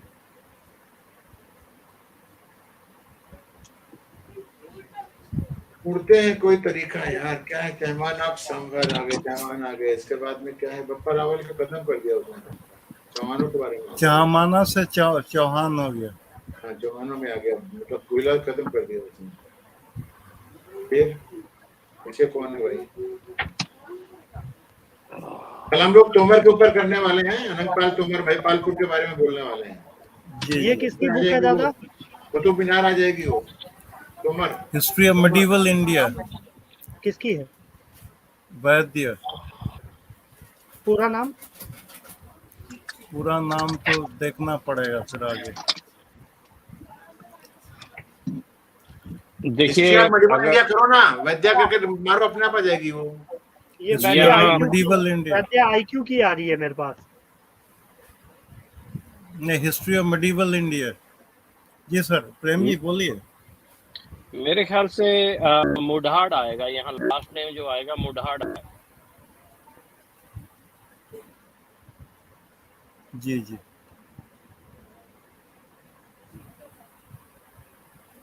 अभी भी दादा मुझे एग्जैक्टली याद नहीं आ रहा। जो बैटल्स राजपूतों ने पंजाब में लड़ी थी ना,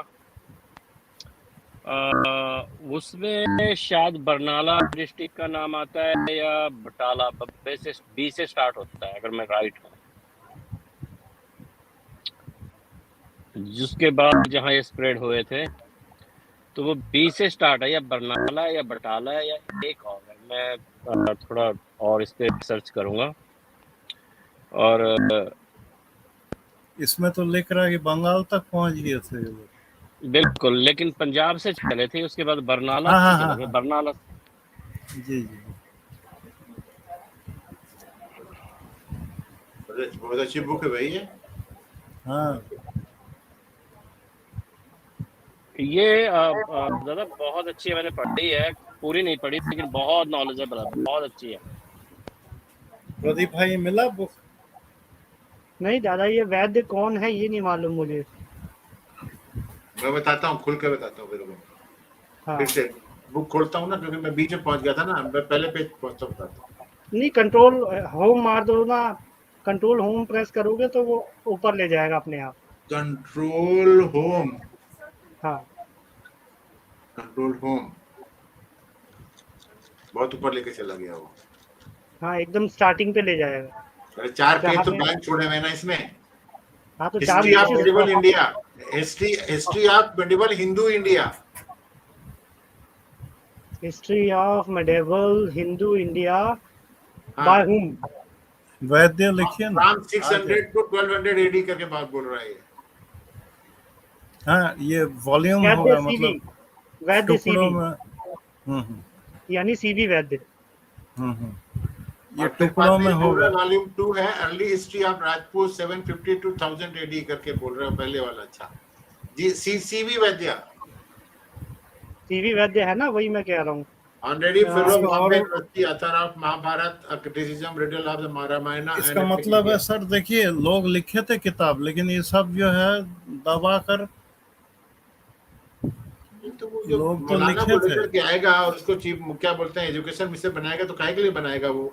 जिस आदमी ने वो सेंगोल को क्या क्या बोलते हैं वॉकिंग स्टिक डिक्लेयर स्टिक कर दिया, बना उसके दिया। आगे क्या बोल सकते हो आप?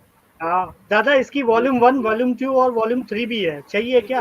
हाँ, ले ले लो लीजिए यार, ले जितने भी लीजिए, लेंगे सब ले लो इसको। निकाल लीजिए, जितना मिल रहा है निकाल लीजिए, इसकी काम बहुत आएगा। सारी बुक्स हैं। एक मिनट, मैं आपको यहाँ दिखा देता हूँ कौन कौन सी बुक्स हैं।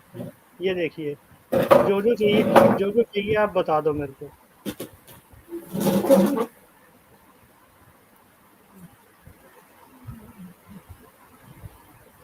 ये है the riddle of the Ramayana, the Mahabharata criticism, Maza Pravas अथवा 1857, the Ramayana of Valmiki 1921, epic India, history of Sanskrit literature volume 1, Shruti यानी वैदिक पीरियड, साहब हिस्ट्री तो ऑफ बहुत मेडिवल मेहनत इंडिया किए हैं।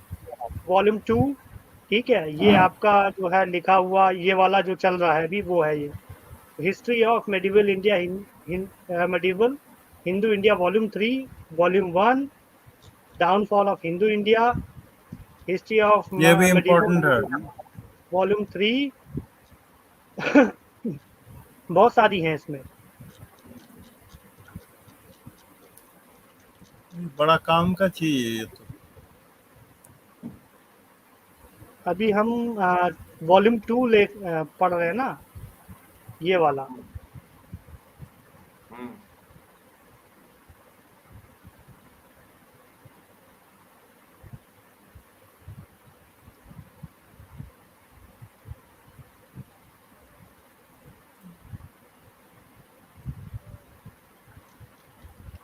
इसलिए दिखा रहा हूँ कि जो है ढूंढने में किसी को मुश्किल नहीं हो। अगर जो जी भी जी जी, दर्शक चाहते हैं ढूंढना तो खटाखट ढूंढ ले हूँ। कम से कम 23 किताब आप दिखाए मुझे। हाँ, 23 में से 2 कुछ एक रेपिटेटिव भी हो सकती है, बट ये है कि 18-20 लेकिन है जरूर मिल काम, जाए। नहीं है काम का सारा। हाँ और ये पुरानी किताब जो है नए नहीं है, सब पुराने हैं। हाँ, ये है आई थिंक 2015 में ये लिखी थी।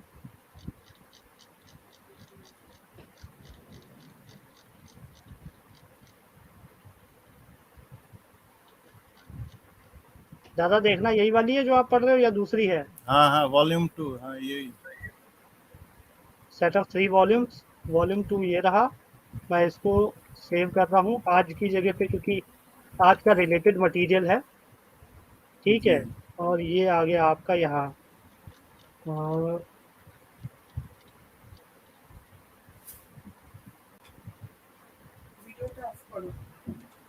I can't resist the temptation of this, at least ये देखा दो भाई। ठीक है दादा, ये पहुंच गई आपके पास। अरे वाह, डॉक्टर साहब आ गए। দেখে নাও, এটা হলো ওদের গিফট ডিড, এটার মধ্যে আবার সই করো না তুমি, ঠিক আছে? এটা হলো এফিডেভিট। এখানে এই যে পেছনে এই ডিটেলসটা লিখতে হবে, লিখে তারপরে এটা করতে হবে। এটা দুটোই রেখে গেলাম। তুমি তো বললে রেখে দিতে কাগজ, আমি তো বলেছিলাম, ঠিক আছে? देखो আবার এটা ছিঁড়ে যাবে, একটা কাঠি চাপ দিয়ে রাখো। दादा ये कब की थी पता है? 1924। এটা দিয়ে চাপা দাও। हम्म 1924 की पब्लिकेशन है ये। तो तभी तो दादा बोल रहे हैं ना कि हमारे मौलाना जी ने इसको इंक्लूड ही नहीं किया जबरदस्ती में। दादा इसको मौलाना पढ़ो तो, ये क्या लिख रहा है? जी। अच्छा, डॉक्टर साहब नमस्कार। Significance of Hindu society. The Hindu society is the only significant society in the world today which presents a continuity of cultural existence and functioning since time immemorial. Most other societies known to human history, East and West, North and South, have suffered a sudden interruption and undergone a traumatic transformation due to the invasion and victory of latter day ideologies. Christianity, Islam, and communism. The pre-Christian, pre-Islamic, and pre-communist cultural creations of these societies are now to be met only in libraries and museums, thanks to the labors of antiquarian scholars. Hindu culture can meet the same frightful fate if there were no Hindu society to sustain it. This is the point which is not always remembered even by those who take pride in Hindu culture. There are many Hindus who cherish the great spiritual traditions of Hinduism and its scriptures, like the Gita and the Upanishads, in which that tradition is enshrined, but they do not cherish with an equal enthusiasm the Hindu society, which was honored and which has honored and preserved these traditions and scriptures down the ages. Again, there are many Hindus who proclaim with great confidence that Sanatan Dharma, that is Hinduism, can never die. This is true in a sense. There will always be individuals in non-Hindu societies who will recover the mystique of Sanatan Dharma through their efforts at self-discovery. But Sanatan Dharma will surely suffer an eclipse and no more inform mankind at large with its message if there is no Hindu society to sustain it. Lastly, there are many Hindus who are legitimately proud of Hindu art, architecture, sculpture, music, painting, dance, drama, literature, linguistics, lexicography, and so on.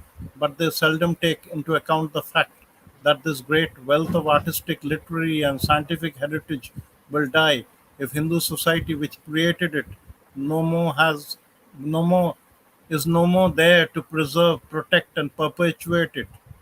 But the death of Hindu society is no longer an eventuality which cannot be envisaged. This great society is now besieged by the same dark and deadly forces which have overwhelmed and obliterated many ancient societies. Suffering from a loss of its elan, it has become a house divided within itself, and its beneficiaries no more seem to be interested in its survival because they have fallen victims to hostile propaganda. They have developed towards it an attitude of utter indifference, if not downright contempt. Let no Hindu worth his salt remain complacent. Hindu society is in mortal danger as never before. It would be relevant to recall the history of Hindu society in order to put the record straight, for there is very little in that record which invites indifference or contempt, and a good deal which deserves honor and homage. A word about misunderstandings first. At one time, the dominant school of Western historians and the Indian disciples,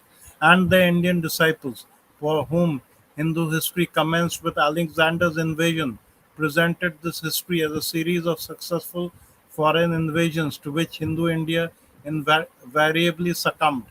They even invented an Aryan invasion of India in the second millennium BC to round up their cherished image of this country as some sort of a free for all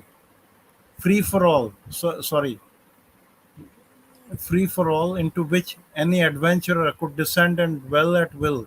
The Aligarh school of historians have come out with the thesis that Hindu society being basically an oppressive and exploitative society since its very inception. The invaders did not have to mount much of an effort in order to break whatever resistance it could muster at any time.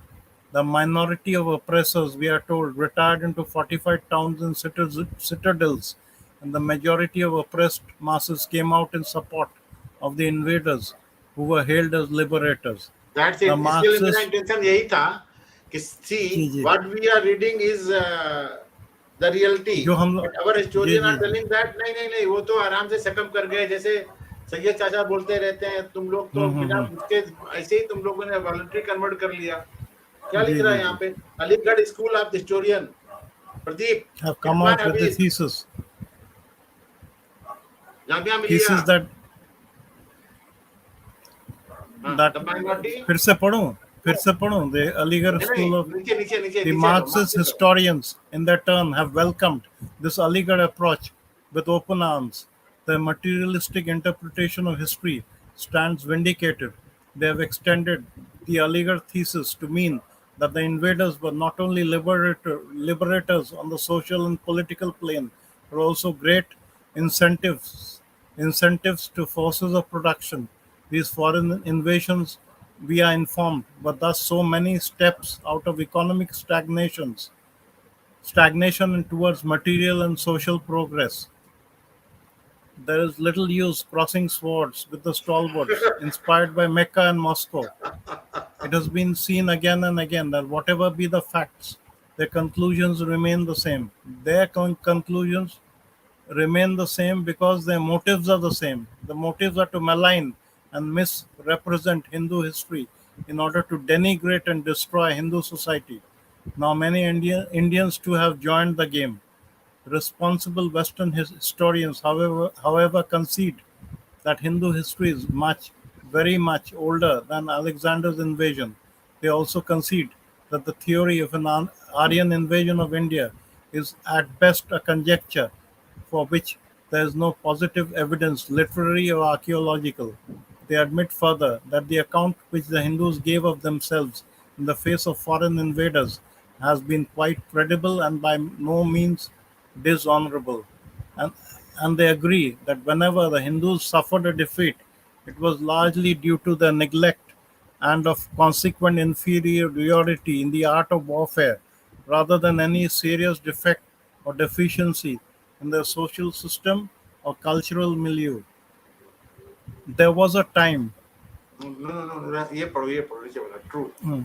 True, the Hindus never constructed a strong centralized state like that of ancient Iran and Rome, which could tyrannize over its constituent units and invade the neighboring countries. Yet their society was strong, steadfast, and stupendous creation based on highly decentralized, yet a cohesive social fabric made of organic units such as the clan Kula, caste, jati, village grama, town nigam, metropolis nagar, country janpad, and empire samrajya. Imperial systems rose and fell, but the infrastructure survived the test of time and remained vigorous and vibrant till very recent times. Greek historians who accompanied and followed Alexander tell us before this adventure led his his short-lived raid against the republics on the Punjab and Sindh. Only two other foreign invaders had the courage to cast covetous eyes on India: Queen Semiramis of Babylonia in the 8th century and Cyrus the Great of Iran in the 6th century BC, attacked India with vast armies but were defeated at the borders and made to flee with very few survivors. Plutarch, Pradeep ji दादा। Plutarch leaves. देखो, हाँ, सिकंदर के अलावा queen सेमेरियन of बेबलियोना और ये जो Cyrus of Iran, ये Persia वाला जो है ना, ये ईरान लिख रहा है, उस समय पर्सिया था। ये दोनों आए थे पहले, इन्होंने 6 बीसी से पहले अटैक किया था। ये 8 बीसी में किया था और ये 6 बीसी में किया था, ऐसा। तो दादा इसका मतलब ये नहीं हो गया सीधा सीधा 3000 साल? हाँ, नहीं, समस्या ये नहीं है। समस्या ये है कि ये लोग आकर के वापस चले गए थे, यहाँ पे किसी को सरवाइव नहीं करने दिया था, सबको भगा दिया था यहाँ से। तो हमारी जो असलियत में जो हमारी ताकत को छीना है ना, वो छीना है जो हमारे को इतिहास पढ़ाया गया, चाहे मुगलों ने पढ़ाया, चाहे अंग्रेजों ने पढ़ाया, चाहे जवाहरलाल नेहरू के चमचों ने पढ़ाया। वी वर ग्रेट, लड़ते थे हम आपस में, लेकिन बाहर वाला कोई अटैक करता था, हम सारे इकट्ठा होकर लड़ते थे। That's what I mean to say. तो अब दादा जो जिनके जो वंशज हैं उनको वापस भेज देना चाहिए ना वहाँ? हाँ, कौन भेजेगा? प्लूटार्क, पढ़ो आगे। प्लूटार्क नहीं, लीव्स। नहीं, बस मैं सिर्फ ये कहना कि देखो, हम लोग मतलब यहाँ से 6 बीसी और 8 बीसी से हम झेल रहे हैं, फिर भी हमारा देश बराबर था। नहीं, ये जगह देखिए ना जरा। Plutarch leaves us in no doubt that Alexander himself had to beat a hasty retreat from the banks of the river Bias, which, baffled by the brave resistance from a series of small republics, his armies refused to cross. And his successor in the east, Seleucus Nicator, was soon humbled and not only made to cede conquered Indian territory, but also pay homage to the Indian emperor by a matrimonial alliance. अपनी बिटिया का शादी किया चंद्रगुप्त मौर्य से, है ना?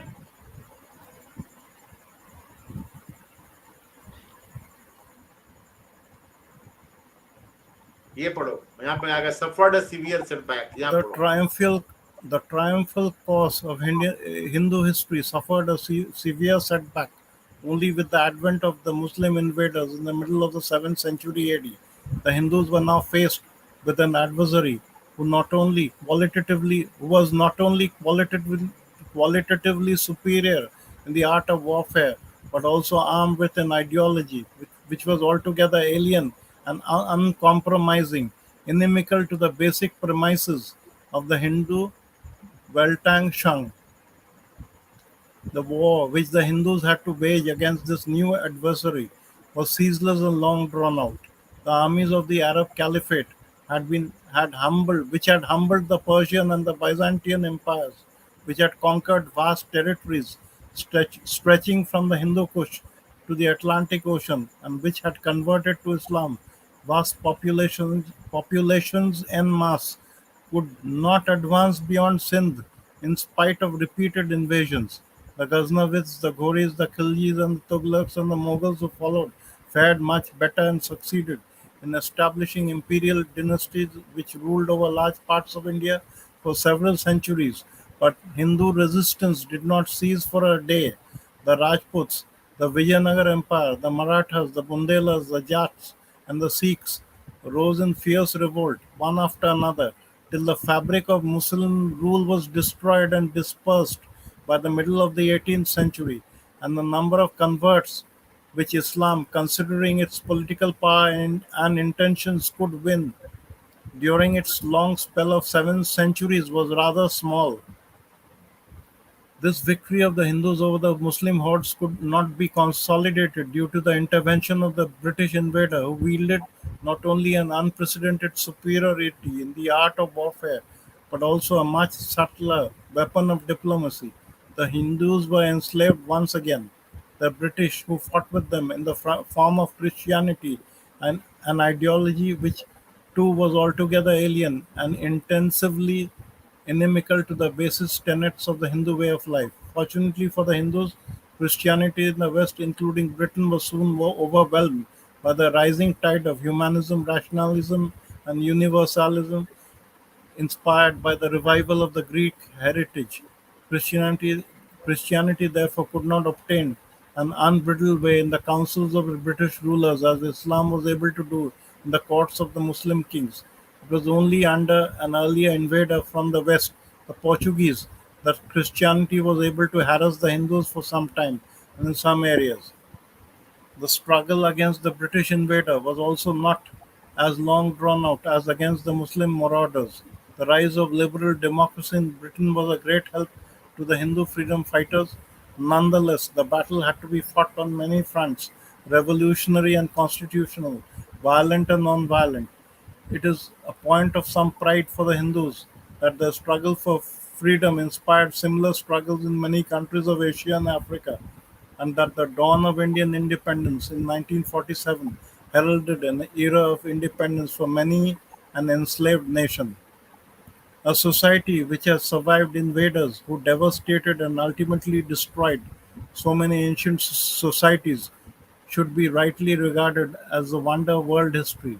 The foreign invasions of India have been brought into bolder relief by the very fact that Hindu society defeated and dispersed all of them in the final round. Only that society can boast of freedom from foreign invasions, which has lost its identity, body, and soul into that of the conqueror. Such a society leaves no successors who retain a racial or cultural memory and who can spread out in national homage a roll of honor for its heroes. With all its weaknesses, Hindu society has never been such an imbecile society. In the normal course, the Hindus who had such a glorious history should have come into their own after 1947 and resumed their career of newer cul- cultural Creation. creations. But the balance sheet of this saga of struggle and sacrifice for freedom has not turned out to be favorable to the Hindus. They have lost to an alienated section of their own race some of the hallowed lands which were at one time the very cradle of Hindu culture and civilization. They are no longer the honored citizens even in their own homeland. A permanent stigma seems to have stuck to the term Hindu and Hinduism. These have now become terms of abuse in the mouth of that very elite which the Hindu millions have raised to the pinnacle of power and prestige with their blood, sweat, and tears. How did this happen? I have come to the conclusion that the Muslim and British invasions of India, though defeated and dispersed, have yet managed to crystallize certain residues, psychological and intellectual, which a battered Hindu society is finding it very difficult to digest. These residues are now in active alliance with powerful international forces and are being aided and abetted on a scale which an impoverished Hindu society cannot match. And lastly, although at loggerheads amongst themselves, these residues have forged a united front which is holding Hindu society under siege.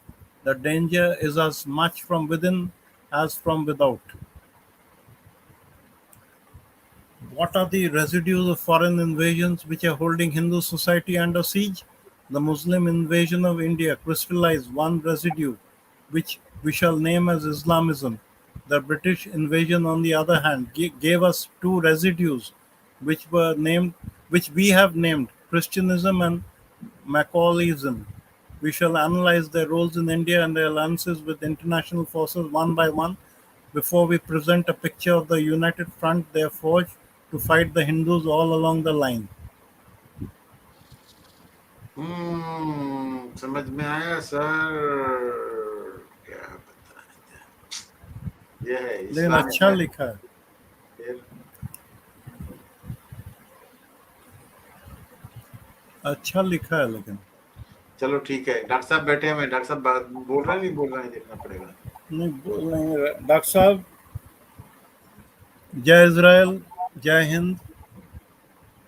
जय सलाम, जय भारत, जय Israel, सलाम, नमस्ते। सलाम नमस्ते हम sir, तो सुन सलाम रहे हैं। नमस्ते। नमस्ते। आज आप हमारे एक बोलिए, ऑलरेडी आप चुप शांति से नहीं बैठने देंगे, आप बोलेंगे आज।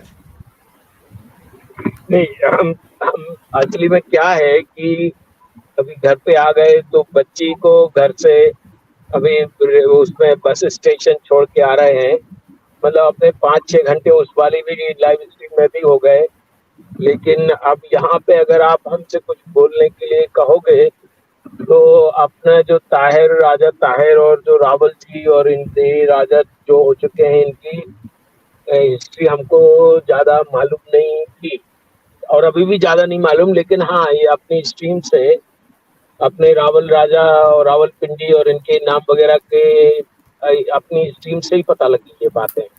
अपने यहाँ जो आ जाते थे पहले अपना शुरू शुरू में जब, तो देखिएगा एक आज की स्ट्रीम में भी वो बात चल रही है और पहले भी हमारी काफी स्ट्रीम्स में बात यही हो रही है कि हमारे लोग अपने लोगों की चिंता क्यों नहीं करते। जैसे कि अपने वो जम्बू बाबा जी है, वो यही दुनिया भर की बात है, वो काफी कह रहे हैं, आज भी वो वही कहते रहे कि भाई हम लोग ऑर्गेनाइज नहीं है, हम लोगों का ऐसा है, हम लोगों का वैसा है। और फिर इसके बाद जो एक जो रिटेलिएशन वाली जो जो पॉलिसी है, या फिर या गट्स कहिए या फिर अपने गुण कहिए, वो रिटेलिएशन के गुण जो है ना अपने कल्चर में, मतलब स्पेशली जो भारत का जो कल्चर है उसमें रिटेलिएशन वाली पॉलिसी ज्यादा स्ट्रांगली लोग फॉलो नहीं करते हैं, जैसे हम लोगों का है टिट फॉर टैट जैसे कहा जाता है कि आपने अगर हमसे कुछ कहा तो हम तो उसको रिटेलिएट करेंगे, चाहे कुछ भी हो जाए, किसी भी सूरत में कुछ भी हो जाए, और उसको हम करके दिखा देंगे, चाहे वो दुनिया में। I forgot in hurry I forgot, so what you are going. सो हम ये कह रहे थे कि हमारा जो रिटेलिएशन है, हम तो ये कोशिश भी कर रहे हैं और हमारी प्रेयर भी है हमारे ऊपर वाले से कि भारत वालों को रिटेलिएशन हम लोगों से आज हम लोगों का जैसा है वैसा आ जाए। सर वो बुड्ढे ने गलत दिखाया ना हमारे को। हाँ जी सर, जो हमारे 2000 रुपए के नोट के पीछे और 500 रुपए के नोट के पीछे छुपा रहता है ना, उस बुड्ढे ने गलत सिखाया ना हमारे को। वो अब देखिए उसको महात्मा मानते हैं ना। प्रॉब्लम तो ये थे, उसने तो बोला ना कि अगर ये तुम्हारे को एक थप्पड़ मारते तो दूसरा गाल दिखा दो, दूसरा भी मारने दो ना, तुम मत बोलो कुछ। अरे वो तो वो उनका क्रिश्चियंस का मामला, पता नहीं वो हम पहले उस बंदे को हम जी बोलते थे, अब तो हम जी भी कुछ नहीं बोलते, हम तो एम के गांधी बोलते हैं या फिर गांधी बोलते हैं। उसने इतने झंडे गाड़े हैं, जनरेशन में इतना सत्यानाश करवाया इन लोगों ने, इतना हमने तो हाँ। नेहरू के ऊपर देख लिया ना किसने क्या ब्लंडर किया है। मतलब शुरू से लेकर के आखिरी तक हिंदुस्तान की, मतलब जो बच्चा है जो स्कूल में पढ़ता है, जो आईएएस बनता है, जो पीसीएस बनता है, उसको तो एनसीईआरटी की बुक पढ़नी पड़ती है। और एनसीईआरटी की बुक में पढ़ करके हिस्ट्री में क्या पढ़ेगा कि Hindu were the weakest community in this world, ये बोल रहा है ना वो। तो उसको बदलने के लिए जैसे इसमें बोल रहा है कि 800 साल लग गए हमारे को मुसलमानों की अंपायर को खत्म करने के बाद, फिर ब्रिटिश आए, अब ब्रिटिश की लेगेसी और मुस्लिम की लेगेसी लेकर हम लोग चल रहे हैं। तो मेरे ख्याल में 3-4 जनरेशन तो लगेगी कि इसको ठीक करने में, तभी जाके ये लोग ठीक होंगे। मैंने उसमें बोला ना, उसको तो 80% हम लोग क्यों बचे हैं यहाँ पर अभी भी।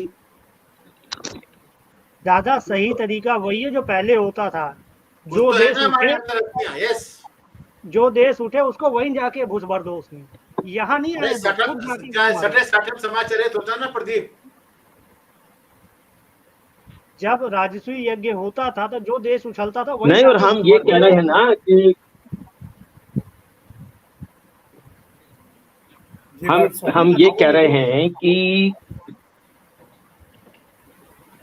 हम ये कह रहे हैं कि आपको एक आपके हैं संस्कृत में है वो कहावत, और कहना चाहिए ये कोटेशन टाइप के हैं संस्कृत में। अब वो असली में क्या हुआ कि जब हम मेडिसिन में चले गए तो हमारी संस्कृत बहुत कमजोर हो गई। नहीं तो हमारा आई में डिस्टिंक्शन स्टूडेंट ऑफ संस्कृत 87, 88 ऐसा हमारा स्कोर रहा करता था संस्कृत का। तो अब वो संस्कृत में है, वो शत्रुबोध है, लेकिन हमारी ये समझ में नहीं आता है कि आप वो शत्रुबोध क्यों भूल गए। अब इधर हमारी एक सैनहेड्रिन की बात है, हमारी वो एक स्लाइड भी है, उसमें अगर आप चाहो तो एक कोई सरगम या कहीं पे हमारे एक वीडियो पड़ा हुआ है जो हमने एक सेमिनार में अपने जो इति महाराज है ना, इति महाराज के सेमिनार में हम अपना एक भाषण देके आए, मतलब लेक्चर देके आए थे कि हाउ इजराइलीज प्रोटेक्ट इजराइल और कैसे वो अपना करते हैं। तो उसमें एक सैनहेड्रिन में एक कोटेशन आता है कि अगर आपका कोई एनिमी आपको मारने की कोशिश कर रहा है तो rise and kill that enemy before he kills you. Exact wording कभी जब मौका मिलेगा तो हम उस स्लाइड दिखाएंगे आपको। जी दादा, मेरा एक तो क्वेश्चन है आप देखिएगा, मेरा एक क्वेश्चन आ रहा है, अगर आपके खुद हमसे के क्वेश्चन कर रहे हैं कि सर से कर रहे हैं? मैं एक फिलोसॉफिकल क्वेश्चन कर रहा हूँ कि अगर आपका खुद का ही हाथ खुद का ही गला घोटना चाहता तो उस केस में क्या करा जाए? नहीं, वो एक मिनट जरा आप अपना ये सुनिए, वो आ जाएगी वो बात हमारे इससे। अगर आप हमें थोड़ा सा हमें आज्ञा देंगे कंटिन्यू करने की तो वो आ जाएगी वो बात। ठीक है दादा, कंटिन्यू करिए।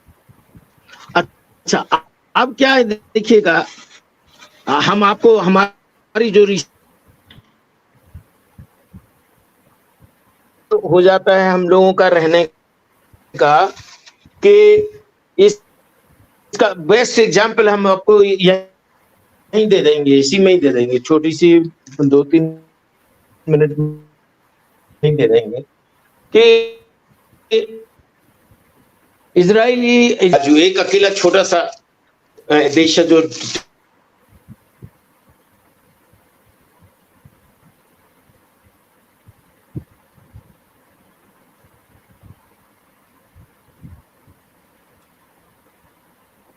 प्रदीप बंद करो, 2 घंटे हो गए, बंद करो, अदरवाइज कोई देखता नहीं है, सर कंप्लेन मारते रहते हैं, फिर आपकी स्क्रीन बहुत लंबी होती है, ये बोलते हैं लोग। तो हाँ, इसको मैं रैप अप करने जा रहा हूँ, 1 मिनट।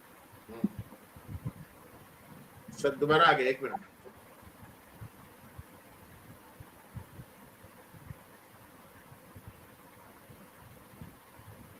हाँ सर, कंटिन्यू। हाँ जी, तो हम क्या कह रहे थे कि जैसे अपना शत्रुबोध वाली बात है। अच्छा, अब शत्रुबोध में इजराइल जो है ना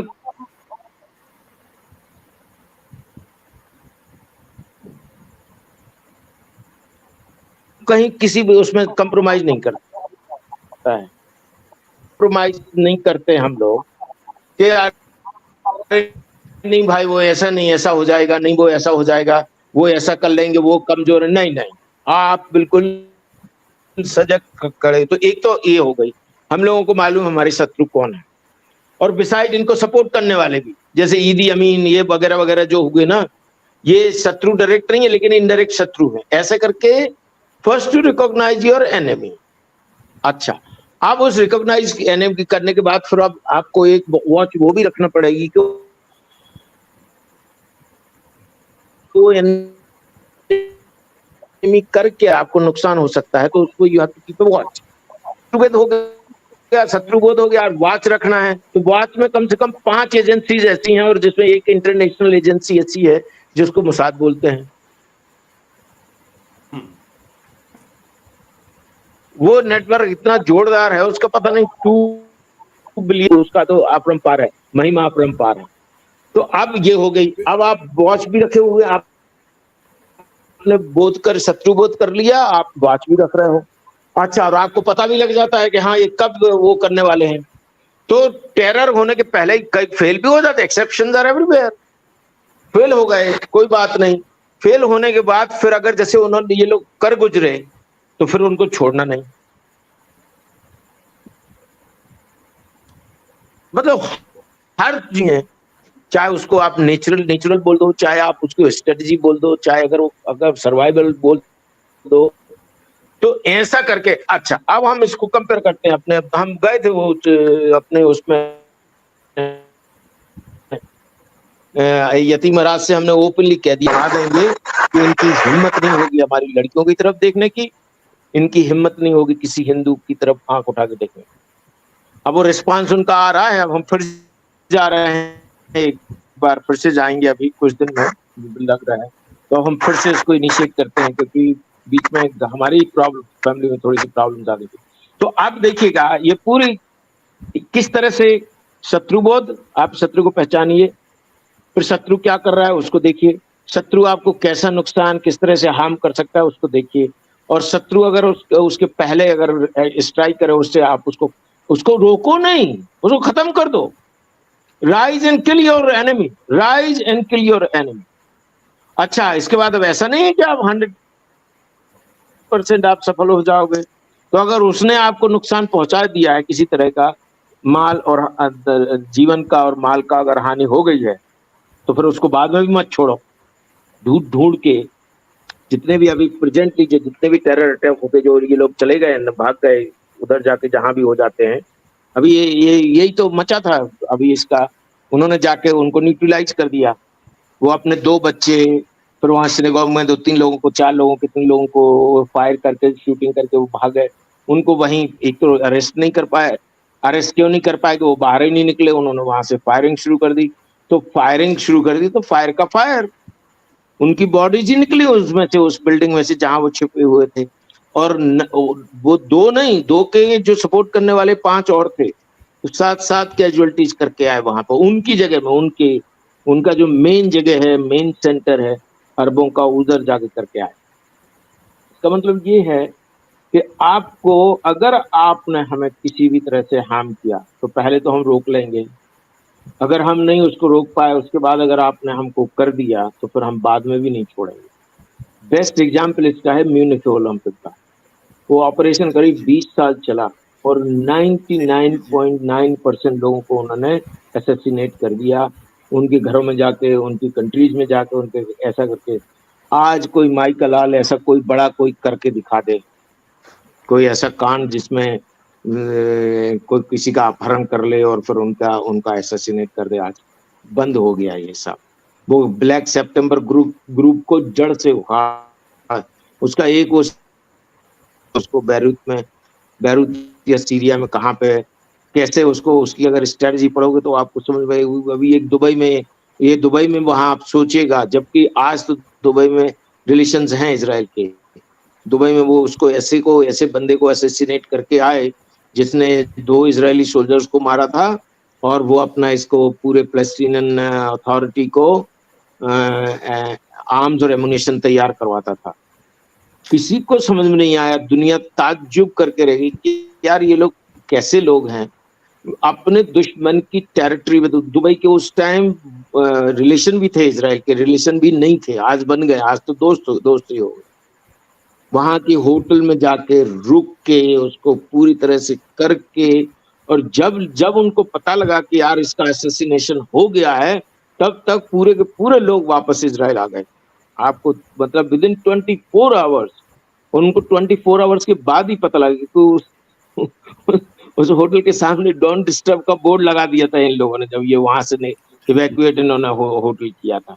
तो अब इसमें अगर हम यहाँ पे कंपैरिजन करें कि आप देखिएगा, हमारा शत्रुबोध है नहीं, हम अपनी तुष्टिकरण में लगे रहते हैं। अगर कोई पकड़ा जाता है तो पता नहीं कौन से इन्फ्लुएंस करके उसको छुड़वा देते हैं। वो सरेआम दिन दहाड़े लोगों को मार रहे, पीट रहे, क्या कर, कुछ आपका ना लॉ एंड ऑर्डर है, कुछ नहीं। कोई, अरे भाई आपको कुछ, आप तुष्टिकरण करो या ना करो वो छोड़ दो, उसकी बात। जो क्राइम है, जो आपका क्रिमिनल आईपीसी के अनुसार जो है, आपको पुलिस को, ब्यूरोक्रेट्स, जुडिशरी को क्या करना है वो करो, खत्म हो गई बात। आप इसमें आप 90% तो आप उनके क्राइम्स इसी तरह से रोक ले। आपने मर्डर किया, या तो अरेस्ट हो जाओ, और अगर आप रिटेलिएट या कुछ करोगे तो आपको न्यूट्रलाइज कर दिया जाएगा। तो ये जो है ना, इसमें वी आर लेकिन, और एक और जो हम लोग बहुत दयावान हैं, भारतीय लोग जो है ना वो दयावान बहुत हैं, और ये जो है ना दया जो है ना छोड़ना पड़ेगी, और दया करेंगे, बिल्कुल करेंगे जो दया के लायक है, लेकिन हम उसके ऊपर दया हमें बिल्कुल नहीं दिखाना चाहिए कि जो हमें मारने को तैयार है। हमने आज 2 उदाहरण दिए, इन जैसे अनग्रेटफुल दुनिया में कोई कहीं नहीं मिलेंगे। एक जम्मू कश्मीर के राजा ने, ज्यादा बड़ी नहीं करते हम, जम्मू कश्मीर के राजा ने मुसलमानों को, सारे लोगों को बसाया, उनको खाना दिया, उनको रहने के लिए दिया, और जैसे ही मुसलमानों ने अटैक किया, वो ही खाने पीने वाले लोग जिनको घर दिया था, जिनको खाना दिया था, वो मुसलमानों से मिलके उस राजा को हरा दिया। कश्मीर की बात है और विजयनगर की बात है, आपको इस इतिहास हमसे ज्यादा मालूम है। वो दो उन्होंने राजा ने वो मुस्लिम लोग पाले, उनके नाम भी पता नहीं, अभी मिल जाएंगे, ढूंढ रहे हैं हम उसको, इसको पढ़ रहे हैं, उसका एक शॉट भी हमने उसको वो सेव करके रखा हुआ है। उनको सेनापति बनाया, इतने खाना पिलाया, इतना बलशाली बनाया दोनों को, इतना ताकतवर बनाया, सेनापति बना दिया विजयनगर राज्य की सेना का। और जीत रही थी वो सेना, वो 5 लोगों ने, जब इन मुस्लिम लोगों ने उसके ऊपर अटैक किया, विजयनगर की सेना जीत रही थी। वो जीतते जीतते वो ये दोनों के दोनों जाके उनसे मिल गए, और फिर विजयनगर फिर उससे कभी नहीं उभरा। अच्छा, इसके बाद चलो ठीक है, आपने उसको ले लिया, फिर आप राज्य करो उसके ऊपर, जो भी चाहे रहो। 6 महीने पता नहीं कितने दिनों तक वहां औरतों से जबरदस्ती हो गए।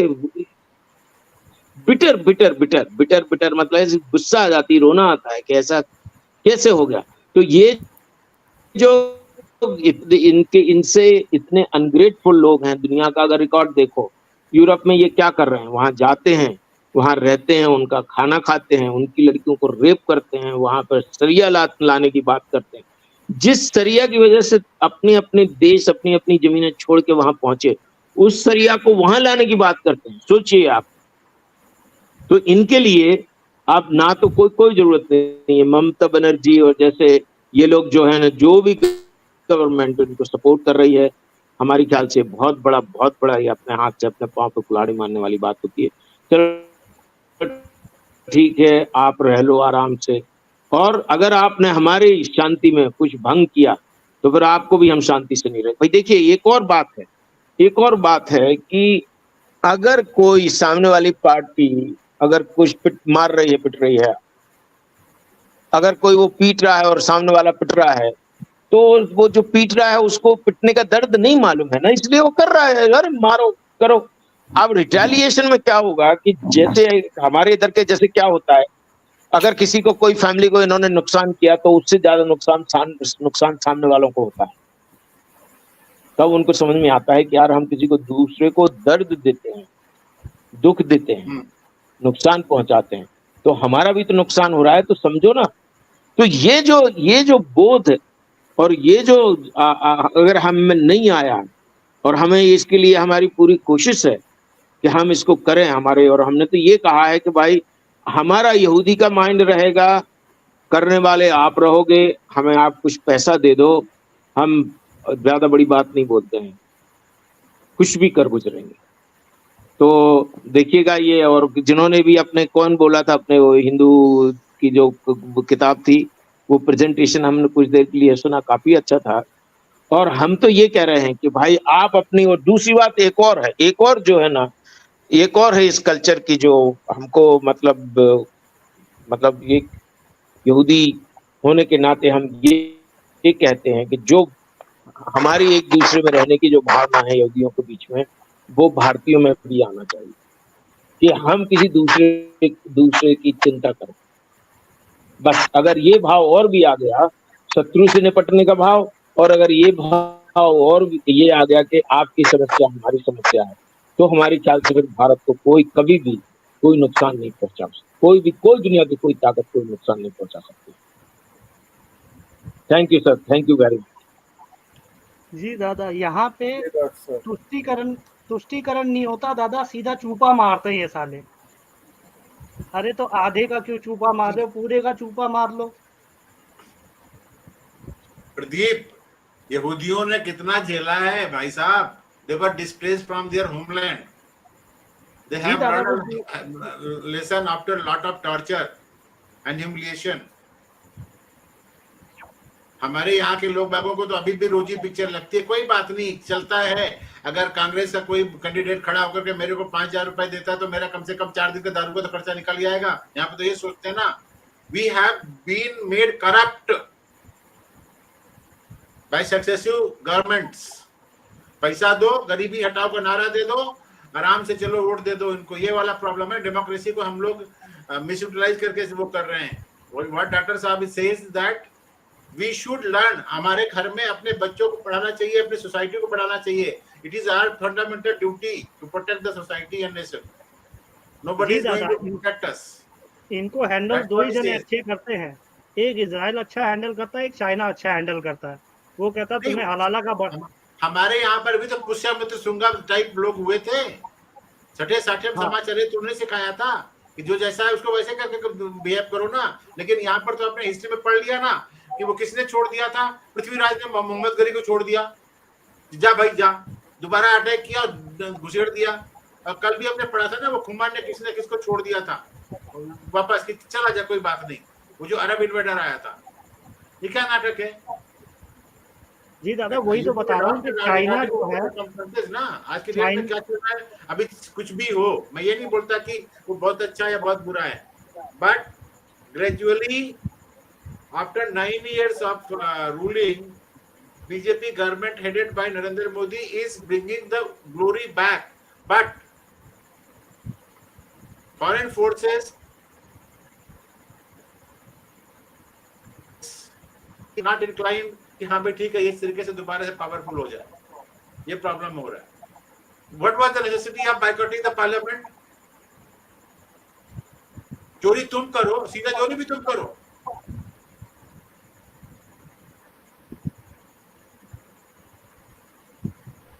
हमारे यहाँ पर अपनी जात का हमारे को लगता है कि हाँ ये चीज अगर मेड इन पाकिस्तान भी होगी तो अच्छी होगी। ये प्रॉब्लम है ना, क्योंकि फॉरेन की है वो। मेड इन बांग्लादेश होगी तो अच्छी होगी, ये सोचते हैं ना हम लोग। ऐसे ही कोई गोरी चमड़ी वाला दिखाई दिया, चाहे वो कजाकिस्तान वाला हो चाहे उज्बेकिस्तान वाला, लेकिन गोरी चमड़ी वाला तो अंग्रेज बोल देंगे उसको। ये तो मेंटलिटी घुसल के रखी है। जबकि अमेरिका वालों ने हमारा पोटेंशियल देखा है। यहाँ पर सारे के सारे जितने भी हैं टॉप सीईओ में सारे के सारे इंडियन हैं। कहाँ के हैं वो लोग? IITs के तो हैं, या फिर यहाँ पे पढ़े होंगे IT, यहाँ पे इंफॉर्मेशन टेक्नोलॉजी में कुछ किया होगा। जी दादा। फिर डॉक्टर साहब का नेटवर्क बराबर नहीं चल रहा है। डॉक्टर साहब 2 घंटे की स्ट्रीम हो गई, बंद करते हैं हम। पता नहीं सर क्या हो गया, चलता तो है हमेशा। हाँ 2.5 घंटे की स्ट्रीम हो गई, स्ट्रीम बंद करते हैं। हाँ पहले वाला भी यूज किया हुआ है।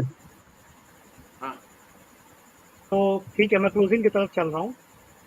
तो अपने सभी श्रोताओं और अपने पैनलिस्टों को धन्यवाद करता हूँ जिन्होंने अपना महत्वपूर्ण समय में दिया। अगले अध्याय के साथ आपके सामने राजा रतन सिंह और पद्मावती के ऊपर होगी हमारी स्ट्रीम। सॉरी तोमर के ऊपर, तोमर के ऊपर, परसों राजा रतन सिंह के ऊपर, कल तोमर के ऊपर। जी, तो इसी के साथ ही हम अपनी प्रस्तुति को समाप्त करते हैं। जय हिंद, वंदे मातरम, भारत माता की जय।